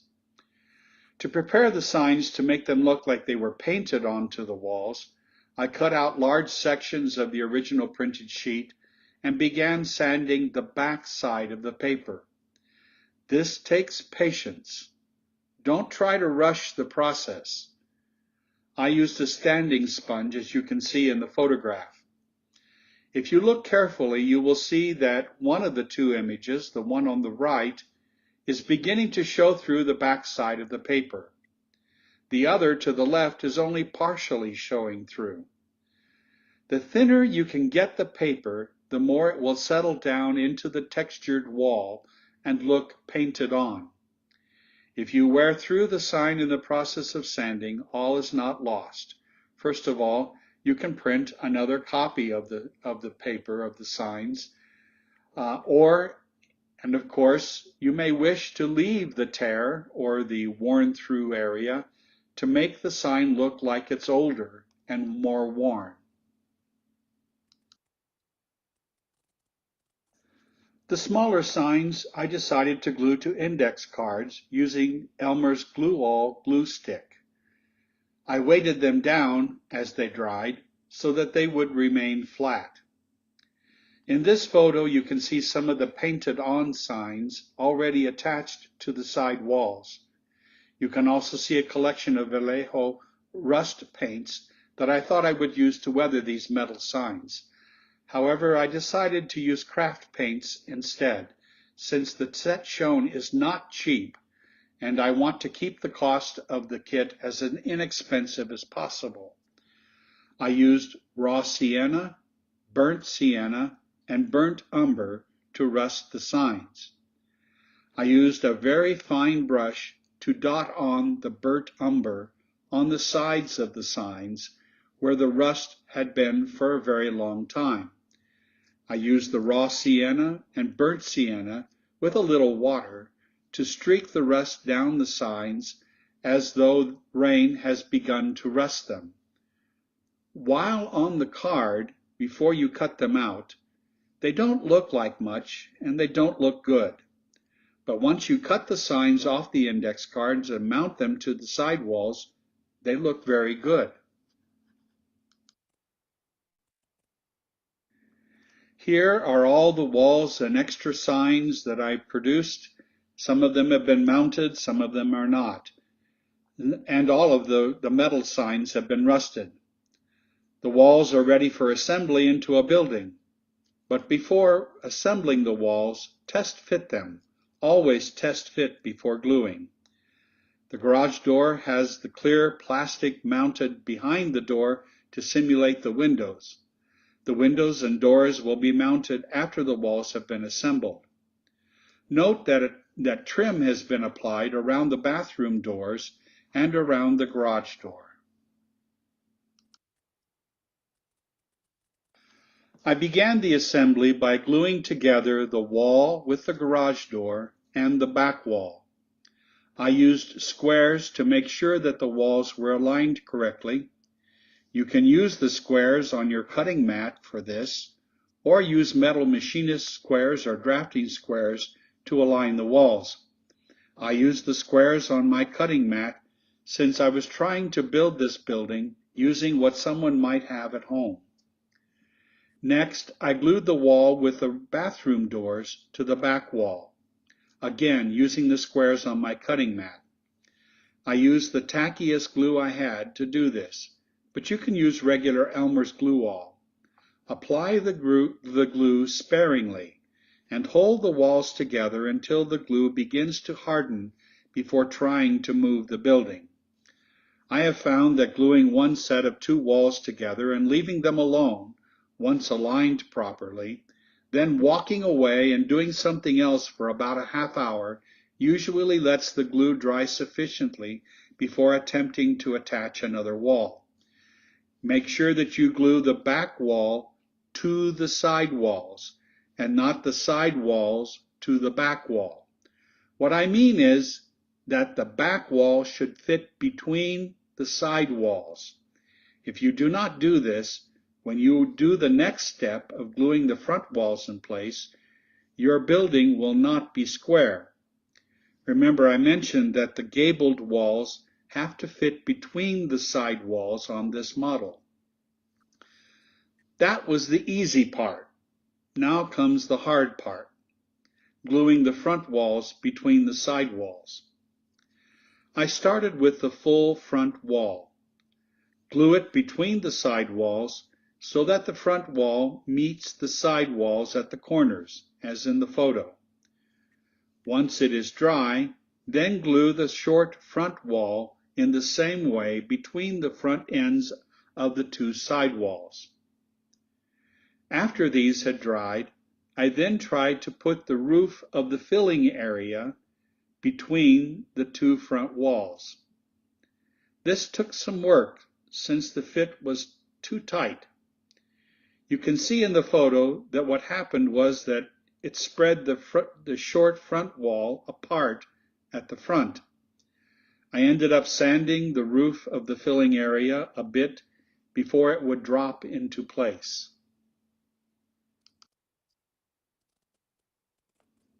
In this photo, you can see that I have mounted all the doors and windows. I have also added a ridge pole from the front of the building to the back, which will help in the mounting of the roof. I've also found a piece of cereal box cardboard, which will help me plan the driveway around the building. In addition to what you see here, I have blackened the back side of the garage windows and put blinds made from an old manila envelope behind the front and side windows. I have also added corner trim to the corners where the back wall and side walls meet. The trim was made using index card and the method I described in making clapboards in part 1. I measured 2 3-millimeter marks on each side of the index card. Using a second 6-inch ruler, I lightly scored the first set of markings, and I cut the second set of markings, then folded this strip of index card down the scored center line. I attached the trim to the building, then painted it to match the other trim on the building. This brings me to the end of part 3. In part 4, I will cover putting a roof on the building, adding trim under the roof on the front and the back of the building. I will add an island where the roof supports over the filling area are, and the gas pumps, which can be mounted later.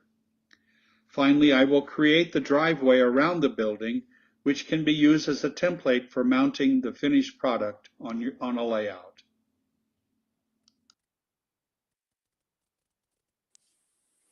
Well, thank you so much to Father Ron for that. And like I say, he'll be back next week. But if you have any questions about this or anything, please send him an email, and I'm sure that he'll be most happy to respond to you. Well, that's it for tonight's show. I hope you've enjoyed it. Most importantly, I hope you learned something. We really do appreciate your participation, appreciate hearing from you. The emails that I get and the correspondence that you send me, I really do appreciate. I love talking to you. Please let me have any comments or suggestions. Again, my email is jimkello@newtracksmodeling.com. Before I leave, I do want to remind you to please subscribe to our YouTube channel, New Tracks Modeling, and ring the bell so that you'll be notified of all of our future shows. And you'll be able to watch live all of our modeling lifestyle shows that we have. Also, I appreciate it if you'd subscribe to our website, newtracksmodeling.com, because if you're interested in joining us on Zoom, you have to subscribe to our website in order to get an email with the login links. We do that for security only. It's the only way that we can try to make sure that we don't get hacked for any of the shows. So with that said, we'll go to our after show and wrap this part of it all up. So thank you so very much. So for the after show, it's kind of open to anybody's comments that you might care to make about the show tonight or anything else that you'd like to talk about. Sorry we had some minor glitches tonight, but again, this is a live show. And we're all a bunch of amateurs trying to do the best we can to make this as enjoyable an operation as we know how to make it. So I hope you'll forgive the minor problems that we may have had. Anybody have any comments or suggestions for discussion? Jim, the reality was I just wanted to see the ON30 locomotive first. I wonder why. I got you. That was a pretty neat looking locomotive there, and I like the idea of putting the Stanton drive in it. Made it simple. It's a kind of a drop in. I like the way you can do the Katy couplers too. I thought that was really interesting. Mm-hmm. Yeah, I started adopting that for a lot of the other shells I've been working on, including the larger 78 tonners, which are like a steeple cab and a flat motor design, and the new 80-ton box cabs, which are going to be coming out hopefully pretty soon. Thanks, Aaron. Yeah. Similarly, Staten Drive in my H2 Plymouth, 20-ton Plymouth. This comes in like about 6 or 8 pieces. The cab is separate, roof separate, the hood is separate, the hood top is separate, the grille is separate, and the underframe is separate pieces that you can tweak and adjust. And what scale is that? This is O scale, ON30, and That's neat. Very good. It is. And right now I'm that's with a Stanton drive too? yes, yeah, Stanton Drive. I forget the actual number on it, but you see it's more like a 10-foot. Yeah. I mean, it might be an 8-foot drive. Yeah, it's an 8-foot, I think.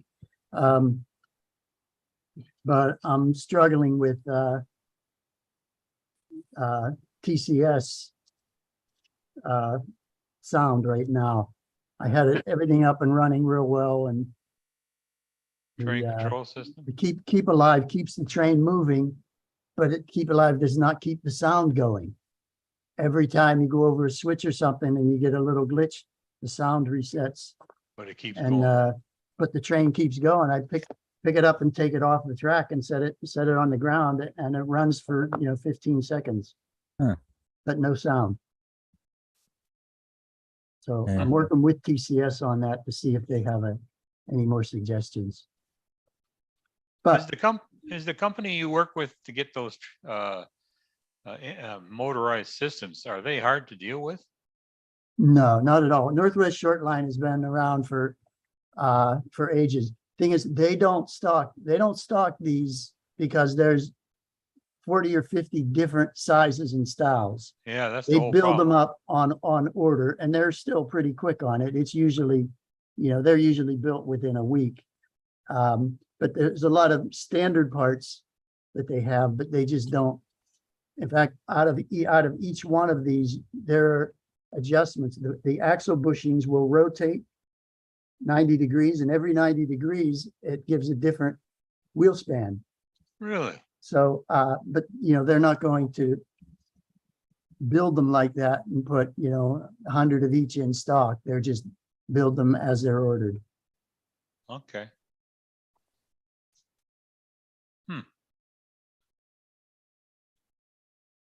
I've used those magic carpets in O scale for years and years and years and years, and I think they're wonderful. A lot of people don't like them, but I love them. I guess it's all on what you're used to working with. Yeah. Are they still available?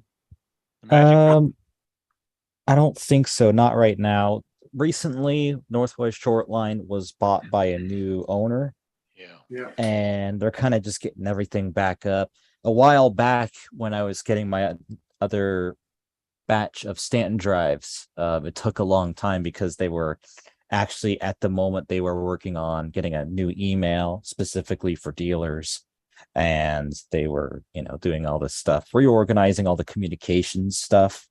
So it was kind of difficult to contact them for a little bit, but they're back up and running now. I think they're just kind of, getting back to it. Yeah, as long as they're easy to talk to, if you got a problem, then ask them about it. That'd be good. Yeah. I know the previous owner. I dealt with him. He was fantastic. I mean, he couldn't have been more helpful. Mm-hmm. I hope it stays that way, especially with all the gearing, the replacement gears for all these locomotives, for all the Bachmann ON30 stuff. They've been making metal replacement gears, and that's, without their help, I can't spec them out. Yeah. Yeah.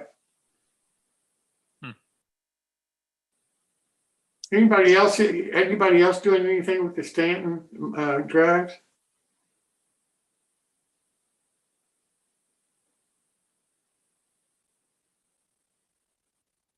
I'd like to ask a question. Does anyone know where you can get the stanchions for the side rails on a switcher? Just the stanchions alone? I'm having a hard time trying to find them. Weissman, Keith Weissman has some that are really HO scale. You might consider them a little small. I got them here somewhere. But you know, they would be a close railing, you know, would on O scale, it would be, you know, the railing would be out, you know, that 2 inches or so, which is enough. But I haven't looked close what prototype they are. But yeah, Keith has them. Here they are.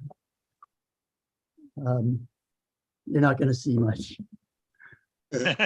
because they're in plastic to start with. Oh yeah. Yeah. And they have the hole drilled in them for our, you know, they're cast with the hill. They're white metal. They're not the brass. If you can get them in harder plastic, I think they. Yeah, some of the brass makers make them in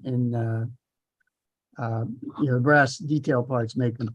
I tried the plastic on this. Oh yeah. And it just didn't. They're too fragile. They're way too fragile. They didn't hold up. So I'm going to these white metal ones. The good cast brass ones are hard to find. I'm not sure they're making them. Precision Scale used to have them, I think. Yeah, and they're great. Yeah. I ran out of those. I had like 3 packs of them and ran out of them and haven't been able to resource them. Yeah. I wonder if Precision Scale will bring them back, the new company. They're doing pretty good. We've been placing a lot of orders in our group for steam parts. Okay. And it's just amazing what they do have now. So do you have a catalog, an old scale precision catalog? I had an old one, but I don't. Yeah, I have the old one too, but they can convert the numbers and they've been successful in filling, you know, orders of 50 parts and that. Yeah. We go together and place the orders. That helps a lot. Yeah. Oh, that's really great news. I haven't ordered them for quite a while, but that's great news. I'll have to look into it. Well, like I got the rods off for an old Wabash Mogul kit, Chemtron kit that was maybe in the late 50s or 60s. Yeah. And they had them in stock. Wow. I was going around at Chicago looking for them for 3 years, but I just tried the catalog and boom, got them. As long as you have the numbers to work with, I think you'd be all right. Yeah. So is a catalog something that you purchased a while back, or is it available online? It might be online. I purchased it's a hard copy I got, and it's, I don't know, 25 years old. Yeah. What did you say, Martin? You can download it? Used to be able to download it off the website. Okay. I'll have to go back and look. They may have changed that, but I have downloaded a couple versions. Okay. Huh. Learn something every day. If you don't ask, you don't find out. Are these the little stanchions that hold the handrails off a boiler of a steam loco? No, they're ones on diesel, a switcher. What kind of what are you looking for specifically? I have a gentleman that bought some engines off me and he wants to change the styling. I had a couple of switchers in Atlas, but they didn't have the side rails and he needed the stanchions. Okay, okay. An SW9. Okay, well, P&D sells EMD stanchion. Yeah. Okay. It's $35 for a set, 24 on the side, 4 on the ends. Is P&D still selling stuff? I know they sold all. Their website's still up. They were going pretty much online only sales, so the stuff's there. Okay. Thanks, Martin. Yeah, they've got a couple different types actually. Beautiful. RS ends and. Well, I gave him a set of RS ones. I had 2 sets of RS stanchions, and I said, "Well, maybe you'll be able to use those." Well, there's EMD, GP press types and cast type. Mhm. So they've got two different sets. I'll have to tell them to look there and find And out. what company was that? It's P&D Hobby. Andy Hobby. They Hold used to on a have second. everything. Hold on a second. Let's see if I can put the link to the specific page right in the chat for you. Try that. Okay. It's it's alphabetical. It's about the middle of the page. It's page 6. Anybody that's here tonight going to the narrow gauge convention? Yes. Yes. I Have know, fun. It's Bill, I know you are, but seriously, if you guys are going, love to see some photos or some videos about what's happening and that kind of thing at that convention. Yeah. Because I know there's a lot of interest in it, and a lot of us just, can't make it. That's a long way to go. it's an awfully long swim for me. Yes, sir. Well, Fran is flying. I'm driving, so I It's- didn't want to it's- be on. I didn't want to be on a plane with anybody who might have COVID. So You don't have to deal with it again. no, exactly. Is And anybody listen, else? Is anybody else going? Yeah, Phil, this is John Mick. I'm going to go. Hey, Maybe John. we can meet up. Yeah, we should meet up. That's what I was going to suggest. Is we should get John, together there. John, what scale do you model? Me, HO, HO? when I get time. Well, if you look on the website, I don't know if you actually can get this completely from the website, but the layouts that are open are pretty amazing. Yeah. There are a lot of really nice layouts in the Northwest up there in the Pacific Northwest. What day are you coming, Phil? I'm going to get in on Thursday. I'm driving up and doing a stop. I'm actually going to Train Mountain on the way up and spending the day stopping in Train Mountain and then driving on up. Yeah, I'm So flying in on Wednesday, so. Yeah. I think I get there Wednesday. I get there Wednesday or Thursday. I had Thursday morning. Yeah, I'm flying in Wednesday afternoon from San Diego. I'm going to see my daughter in San Diego, and then I'll fly up. No, actually, I get in Wednesday night. That's right. Wednesday. I get in Wednesday because Thursday, I think we're going to go check out some of the layouts on Thursday because Thursday is kind of a good day to do layout tours. Yeah, got room for me? Or you got a full car? I jumped in with Fran and Jay, so you have to ask Fran and Jay if they've got room for a fourth. So I'll ask them tonight. We're on tonight, so. Okay, that'd be great. Yeah, because Yeah. I'm flying in and don't plan to have a car. Yeah, it's some pretty interesting layouts. What's the best one? What's the one you're really looking forward to? I haven't picked a single one that's most interesting. There's just a whole bunch of very interesting ones. Yeah, it was interesting. We had a little event here in the Bay Area and got to see the Boston and Albany layout here, and it was a pretty amazing layout. I've got some pictures of it. I've also got some pictures that I was sent of the O-scale layouts that were open at the National Convention, and I may try to grab those and see if we can look at some of those at some point. Okay. So there really are O-scale layouts still in the world. Come on this side, Phil. Yeah, there's some fantastic, private layouts. But we're going to see, I'm going to see as many, the ON30 that I can. But something I'm really interested in seeing is the Boeing employee railroad club layout, which is huge. That's on Wednesday, isn't it? They may have a tour of that. I don't know. I can't make any of the tours. I think that tour is on Wednesday, and I won't be there yet. Then not too many people will. I mean, I question their timing on some of the like the bus tours. You'd have to fly in Tuesday, and it's like 2 or 3 extra nights lodging. Yeah. And, you know, It's expensive.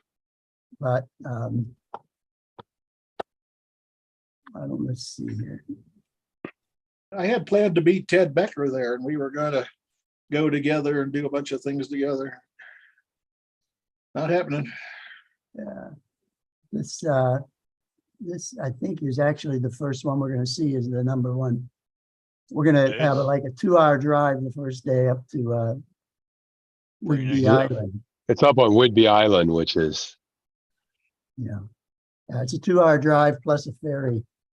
But there's lots. If you go to Seattle Narrow Gauge Convention, Seattle NNGC, you can get a glance at you know, many layouts. I don't know, 30 something. Bill, is your region having a convention pretty soon? we have a convention every year in April, and next year it's being run actually by the group that's out of Sacramento, what's called the Sierra Division, and then the year after that is the Coast Division. Yeah, we typically have one every year. We missed 20. There just wasn't time to react in 20. Yeah. You know, basically what happened was COVID hit in March and our convention was April, and nobody was ready to try to do a virtual. And we ended up doing our 21 convention was virtual. And then we did the national virtually. And now what we're really struggling with is how to integrate virtual and physical conventions together. And we're actually going to try in September, we're doing a meet event, and we've got some clinics, and we're going to record one room of the clinics is going to be recorded. And then what we're going to do is look at having those. We have a regular, every other week, we have a Saturday meetup, Saturday morning meetup. And what we're looking at doing is actually having a replay.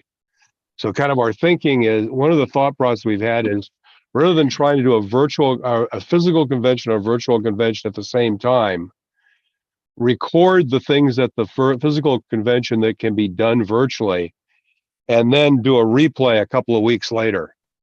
So the idea is you have a convention, you know, Thursday, Friday, Saturday, Sunday.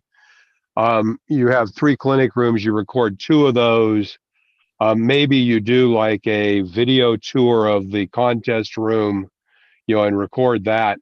And then the idea is to have maybe a couple of weeks later, a Saturday, Sunday, kind of, you know, essentially a replay of the convention. And the idea is now, if you went to the physical convention, you can do one of 2 things. You can come to the virtual convention. You can either go back to a clinic you went to and you went home and you tried it and you couldn't figure out how to do it, and interact with the clinician at the virtual conventions. The idea is to get the clinicians to come back. At the virtual convention, you'll play the clinic, but then after the clinic, have the clinician there in the virtual, in a breakout room, basically there to talk about the clinic. And that way, if you went to the physical convention, you've got a second chance to go talk to the clinician, catch them really one-on-one, get some great answers. Because we found at the virtual convention, we had this concept called the clinic goes on. So when a clinic ended in the main, you know, which is actually a webcast, a webinar thing, we had what we call the clinic goes on. So the clinician would go to a breakout room, and anyone who wanted could go spend time with them. And we had some of those times after a clinic, a couple of them ran for 2 hours. And so we're trying to see if we can replicate that same concept in, you know, a follow-up replay clinic. And then for people who can't go to the physical convention, they can go to the virtual convention. And the beauty of it is now everybody who goes to the virtual replay is all in the virtual space. Because if you go to the virtual convention, you really can't interact with people at the physical convention. Physical people really can't interact with virtual people. But if you do it where the physical convention is, you know, one time, and then you do a virtual a couple of weeks later, it allows you to have everyone who comes to the virtual convention be able to interact and the things where you were able to create with Zoom. But you can see Amazing how layouts. amazing these layouts are. Just amazing. Yep. Phil, this is John Mick. Is there a way I can track you down at Tacoma?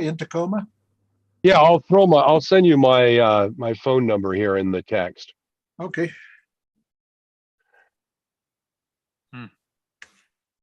These are all separate. How many layouts they got on tour?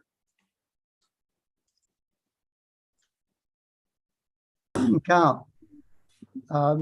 Seemed like it might have been between 25 and 30. Wow.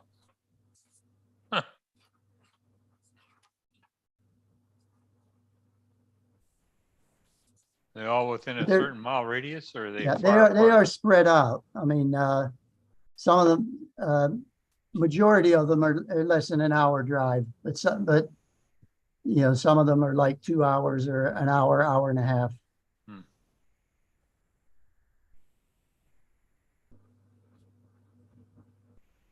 Okay, I'll give this up.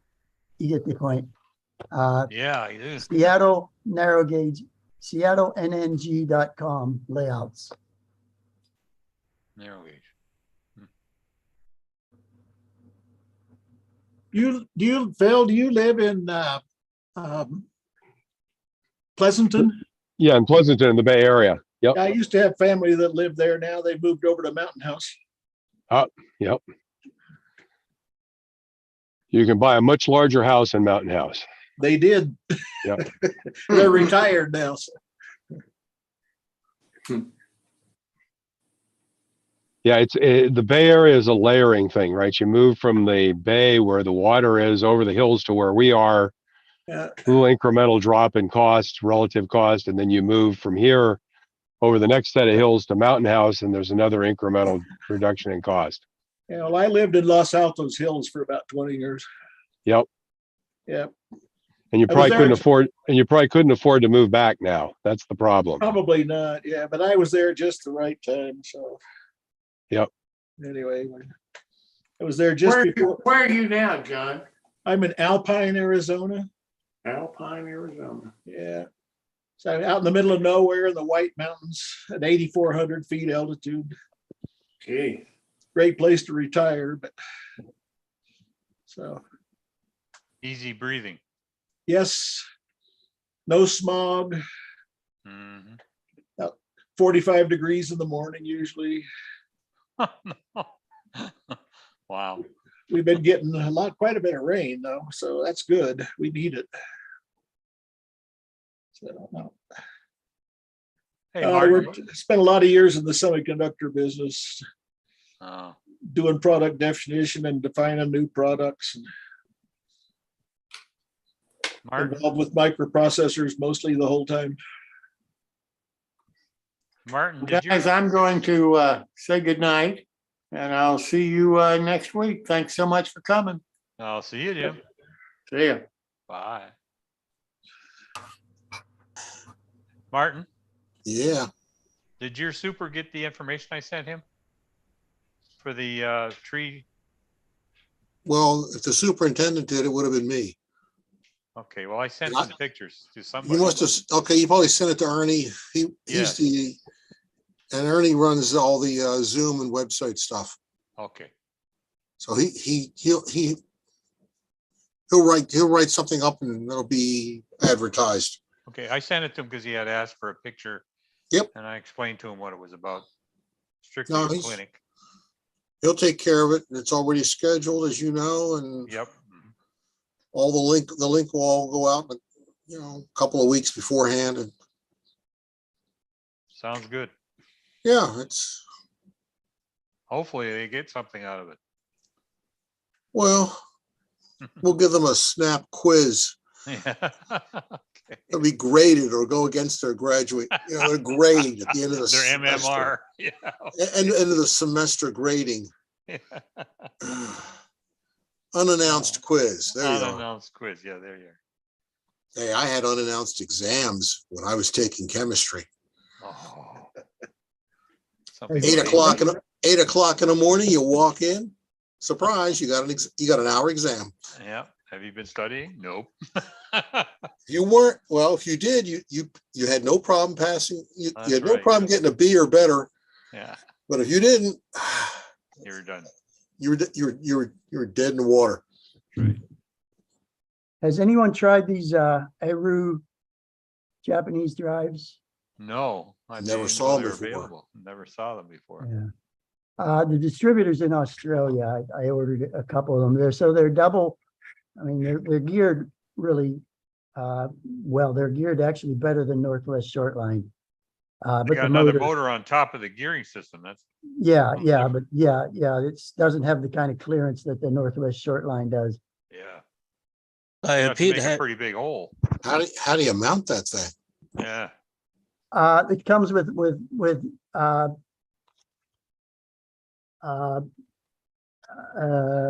like laser cut brass or bronze, an assortment of ways to mount it. The motor pops off, and there's different kind of plates that you can put on. Oh, there's a plate that goes below the motor. Yeah. And it looked like there were like 4 or 5 different ways to mount it. Yeah. They appear to have a reasonably good reputation on one of the narrow gauge modelling UK sites that I'm on. They've been using them reasonably successfully for locomotives. Yeah, and interesting, Eru doesn't carry it anymore, but I forget the name of the company, but the Australian company I bought it from carries it. So they may have exclusive, or they bought out all the stock. This is some of the mounting plates are on there.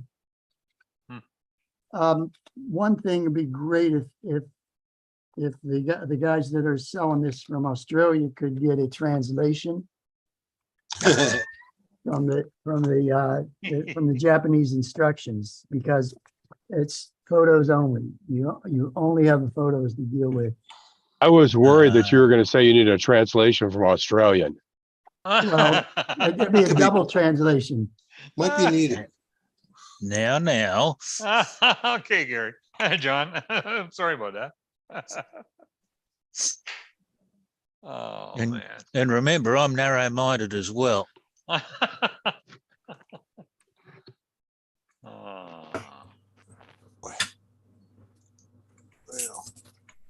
Yeah, it's too bad it's too far away. I'd love to go to that narrow gauge show. I got there in 2013 for the Pasadena one. The way US organise their conventions is considerably different than the way they're done in Australia. So, I was part of the organising committee for the last Australian narrow gauge convention. But the Australian conventions are every second year. There's one on next Easter in Melbourne. If anyone wants a long international flight and to see the best of Australian narrow gauge modelling, can I suggest the Australian narrow gauge convention Easter next year? Long ways away. Yeah. And Where is it? Melbourne. The Australian narrow gauge convention will be at Noble Park. It's a Melbourne suburb in Melbourne, Victoria.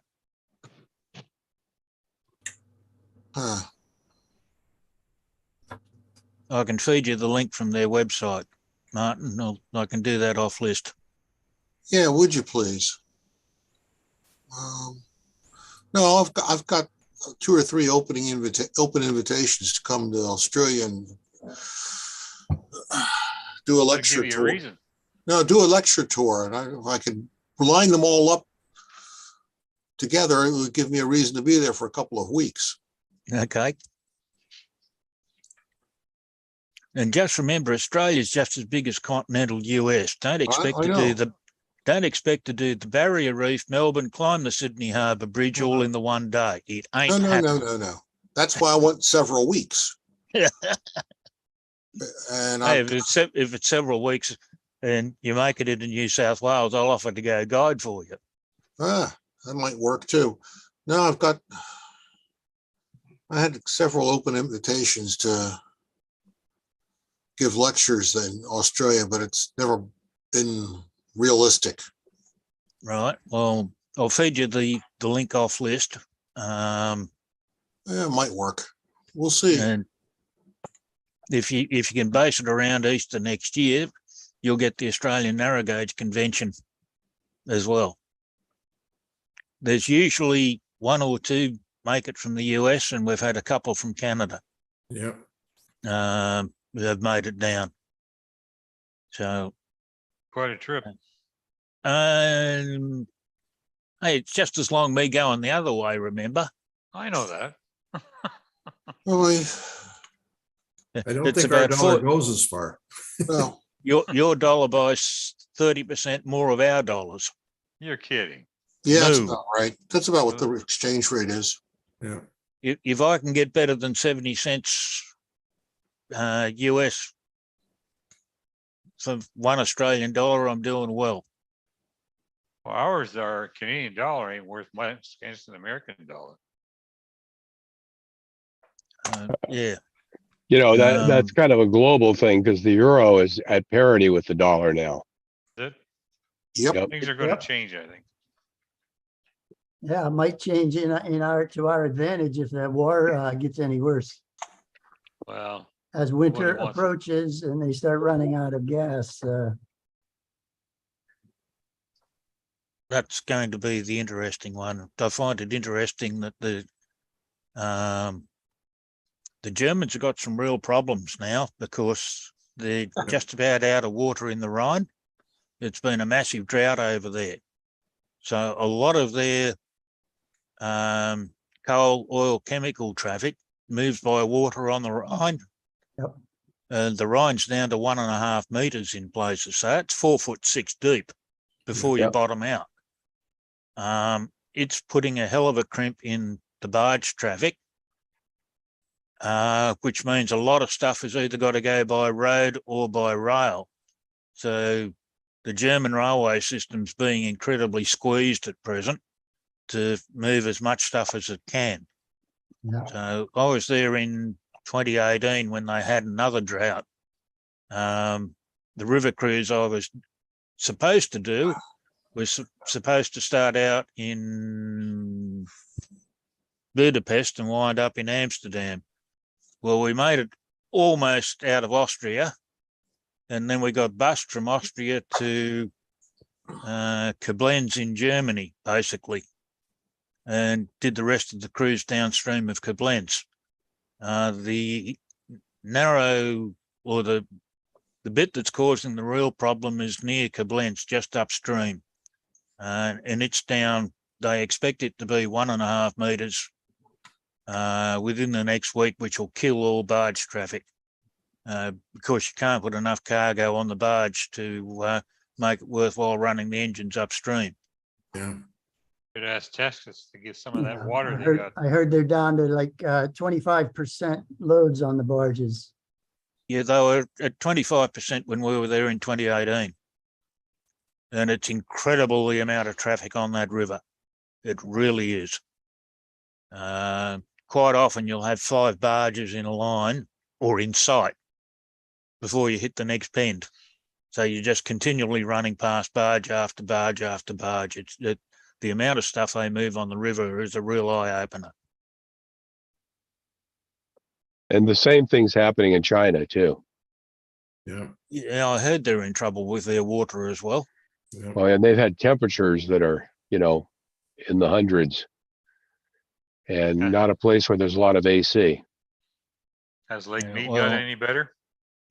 They can't run their power plants to spin the AC anyway, even if they had AC. Yeah. Yep. I'll leave the politics out, but there's a reason they can't run their coal-fired power stations. But Anyway. Yeah. Boy. Go on Well, and on and on and on. Yeah. It's surprising some of the stuff you'll see along the river. So if ever you get the chance to do one of those Rhine River cruises, it's double track main line either side of the river, it's unlikely that you are going to wait more than 5 to 10 minutes before you see either a freight or a passenger train heading on one of those tracks. And you need your head on a swivel, otherwise you're going to miss stuff that rolls past. And the amount of stuff that the German railways moves on rail up and down that Rhine River is incredible. It's just wall-to-wall trains. Guys, I'm going to jump off and throw this over to Pat. I've got to get something to eat. So You go enjoy your meal. I there. will leave you guys and we'll see you all next week. Okay. Bye now. Right. Take care. Oh, what the? Anyhow, What the? I liked your article in the Old School magazine in May and June about the new tracks article you put in at the end of the. Oh, yeah, a little, I stuck a That little was a thing nice in the little back. thing. Well, we're putting a full 2-month schedule in now. Yeah. There's also a nice article about that those diesel switchers that you had in there too, about the ones made by Was that Jim that's Jim DeBruin's column? yeah, that was quite interesting. Yeah, he's off on drives and gearing and all that. Well, while he's doing that next year, Marty McGregian's going to jump in on drives for steam engines. Is he? Yep, 5 parts. Wow. Yeah, I just got the 5th part today. Wow. Or yesterday. I'm going to take off too. See you guys later. All right, you take care of yourself. Okay. Yep. Bye, John. Let us know how the gentleman's making out. Yes. You guys want to hang on for a while, or do you want to leave, or what do you have in mind? Well, I've got nothing else to do but get some sleep and recover. Yeah. That tree, that was a. I'm glad I'm not doing that anymore. What's that? Trying to cut up firewood. I can't work like that. Well, that's not a small tree you're working with. No, I paid guys to put it on the ground, but I'm out of shape so bad. That'll kill you, for crying out loud. Yeah. Well, using a chainsaw used to be something, all day long. Don't worry So about it. what are you going to do for splitting it, Martin? I'll do that by hand. Uh-huh. I have every year. Well, if you think cutting the tree's bad enough, when do you start chopping the damn thing? I split wood every year by hand. Yeah. Well, no wonder you're in such good shape. Hammer and 3 wedges and a pole axe. Yeah. And the pole axe. Wedges do it. Pole axe has been I've used that pole axe since I was 17. They're nice and fat at the top and small. Yeah, don't try it with ironbark. Or black locust. That'll kill you. That'll test you. Bounce right back at you. Yeah, well, I'm not even going to split this till next year. It's going to sit there and dry for a year. Yeah. But you're going to cut it up into short It's blocks. Already done. Already done, except I've got one pile I have to do. I was going to do it tomorrow, Friday. How tall was this tree? Oh, God. I have no idea. Wow. I Did you mean, get some nice planks out of that? Could You have. already cut it up in a stove with. I swear, I really, really regret not having a big horizontal bandsaw to cut planks out of it. Yeah. Oh, some beautiful. Almost seems a shame. The main, huh? It almost seems a shame. It was. The first 40, 50 feet, perfectly straight. Wow, that's a shame. Yeah. Nowadays, planks like that, and you leave the raw edge on. It's become popular, and they're. Oh yeah, the live edge. Yeah. Yeah, that's the big thing right now. Well, this would have been boring as for a live edge because it's straight. Yeah, they like all the ins and outs, weird and curves and designs. stuff. Yeah. They like the shapes and stuff. This stuff's, man, this would have made beautiful beams. Yeah. You could have cut this into 6x6s and 20 feet long. You got any more like that around your place? Oh, I've got a bigger one. A bigger one? Oh yeah, there's a white oak. Ooh. A little bit further back from the house, but it's a good 30% bigger. I got a couple of poplars that are almost as big. Yeah, well. Hold on a You know- second here. Let's see. You got a picture of it? I got a picture of the stump. If I can figure out how to, where'd it go? Here we go. Gardening folder. Oh, that's not it. There it is. Oh, I might have a picture of the tree. I don't know. Let's see. Well, that's how close it is to the house. Yeah. Okay. So let's see what we can do here. Where'd you go? Bring that up. Wow, bugger. There we go. Let's see.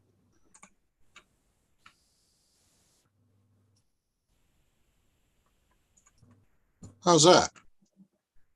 Oh, I'd be cutting it down too. You see that nice lean there? Mm-hmm. And you see how close it is to the house. That's the garage. That'll help your eave trough from getting filled up every year. Yeah, well, there's gutter guards on it, so, you know, it just runs off. Let's see if I can. Come They on. must have picture. had fun cutting that thing down, eh? Oh, yeah. 3 guys. There it is. That's how close it was to the neighbor's fence. Oh, Yeah, tight.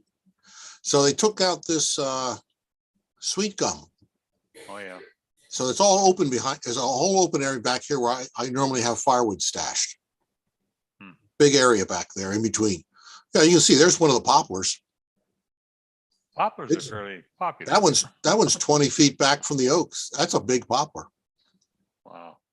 There's some right on your fence line. Well, the one that's not mine. That one, those on on the fence line, they actually belong to the neighbor. Oh, you gained a few inches, did you? Yeah. So let's see. There it is up close. It's a big Wow. bit of a tree. There's the sweet gum that went away. Let's see. There's where that's where most of it ended up. Wow. Yeah, that's most of it. That's some more of it that I have to cut up to, The limbs tomorrow. alone are big enough. Huh? The limbs alone are big enough. Oh yeah, they're gonna get split. That's mainly the red oak from this tree, and what's underneath it is the white oak from the neighbor's tree I got last week. There's your stump. There's your stump. Wow. Look at count the rings on that, would you? Yeah. Yeah.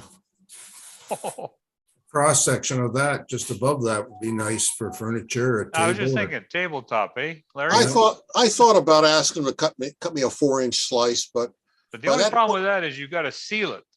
You got to use that sealer on it before you. Oh yeah, you got to seal it. But you know, by the time I got around to that in the afternoon, I hesitated to ask them to cut. Hey, what could you slice me off 4 inches there? He probably was just glad to get it done. You still got to run it through a planer. Well, yeah, or a sanding unit. Yeah. Yeah. Well, depending on how they cut it. I got some pieces like that I'm going to use for bases for like little dioramas, logging dioramas, or just to display a shay on. Well, that was a big chainsaw. Yeah. Bigger than anything I own. Yeah. It was at least a 20, it had to be, what, more than a 24-inch bar. They had 5 or 6 saws. They had 5 or 6 saws. So Wow. yeah, there's the pile I cut up last week. That's just the limbs. Yeah. That's the white oak from across the way. Oh. Yeah, that was a tank of gas in the chainsaw. You're gonna have a nice hot fire for the winter anyway. Well, I've got. Let's see. Well, let's back up. Yeah, there it is. You see this blue tarp? Yeah. That's the wood for this year. You've had it for a couple of years. No, it's last year. Last year. Yeah, it's left over from last year, or So what do you stuff I split since between last year and now. Fireplace or is it a stove? Fireplace. Fireplace with a glass front. Yeah. Nothing beats the wood heat. I don't care what they say. It gets hot in there. Oh, I'm sure it does. My goodness. That'll burn for a while. Yeah, and I had a little cherry taken down too while they were there. I was about 12 inches. You got a good variety of trees on your property. It's one of the reasons we bought this house is that unlike most of the houses, they bulldozed everything and scraped everything. Yeah. We went out, we toured this house, well, 30 plus years ago. We got out on the deck and there were trees, real trees, not little piddly things that people had planted, real original trees. They left on both sides of the house a little mini forest. Beautiful. And we like, oh, this is too cool. The location's perfect and we have our own little forest. Yeah. What's not to like? That's right. That's what you were looking for. Yeah. And it's kind of, it's kind of secluded with the forest, right? It's very, and I'm what? Walking distance to the DC Beltway. No. I'm less than a mile, about a mile. It is about a mile to the DC Beltway. So I got deer in my backyard. Yeah. You can't see it in this photo, but over to the left behind the garage. Well, actually, wait a minute. Let's see. Back up garage. Yeah. Oh, the deer. This is next behind the garage. The whole back garden bed is all hosta. Blasted deer ate the hosta. My wife loves hosta. They ate the hosta. It all bloomed. Then they came in and ate it all. Well, that's the best tasting stuff there is. They usually eat the blooms before they actually open. Okay. So, for years, we'd never see the daggone things bloom because they put out the stalk, the buds are there, the next morning they're all gone. It's like, come in, get the candy and run away. That's like having fruit trees and having the birds come and take all the cherries off it before you get any. That's like my old apple trees up in Pennsylvania.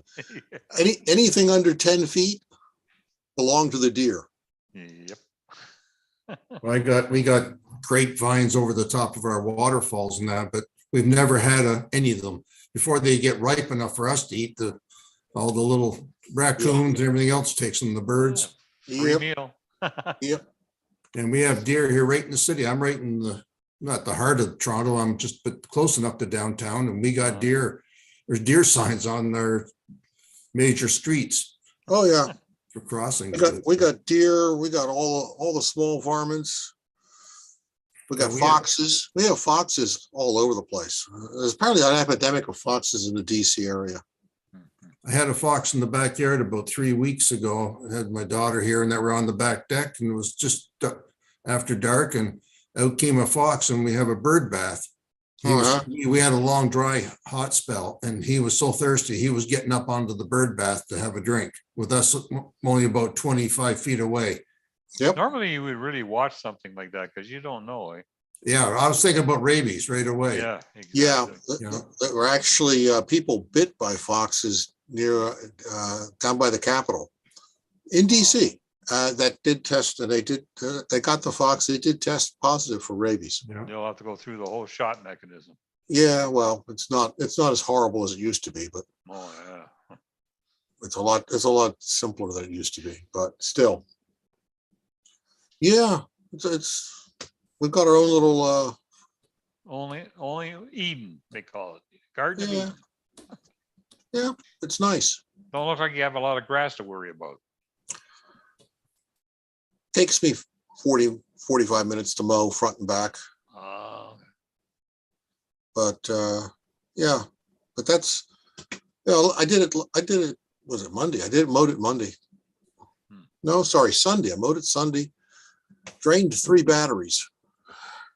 Everything is dry here. I haven't had to cut the lawn since about the middle of July. Yeah. A good thing too, because I've been away on three vacations back to back. Just in the door, replenish the suitcase and out again. So a little traveling, eh? Yeah. I was supposed to go to the National Gauge Committee. I just canceled my room yesterday and I'm backing out of it. I'd like to go, but that's a long ways, like even there, just. Well, I was at the Seattle one not too long ago, and so a lot of the stuff was the same stuff because it's so close. Okay. So And I enjoyed the waterfront and everything. That's what I wanted. If I went again, it wasn't so much, the convention itself. It's just I want to look around the area some more. And I love that part of the world. And west or north of there, up along the coast. Yeah, well, it's Well, guys. pushing 10 o'clock for me, so. Yeah, shall we shut her down? Yeah, Mr. Yeah. Vermont there he's pretty quiet. Is he now? Well, it's one of those things of you're talking about nature and all that. I mean, it's like I'm just thinking of where I'm at. It's like nature's all over the place. Yeah. There was one time I think it was about 2 weeks ago that when I was driving up to work and all that, I turned the corner and all that, and there's a deer right in the, basically in the lawn portion of my workplace, and it's sort of like all of a sudden it's sort of like stiffened right up and all that, like and sort of like looking right at me, and then sort of did a was watching me like a hawk and all that. I turned the corner heading for the parking lot and all that, and it just bolted the other direction because it's like it didn't know if it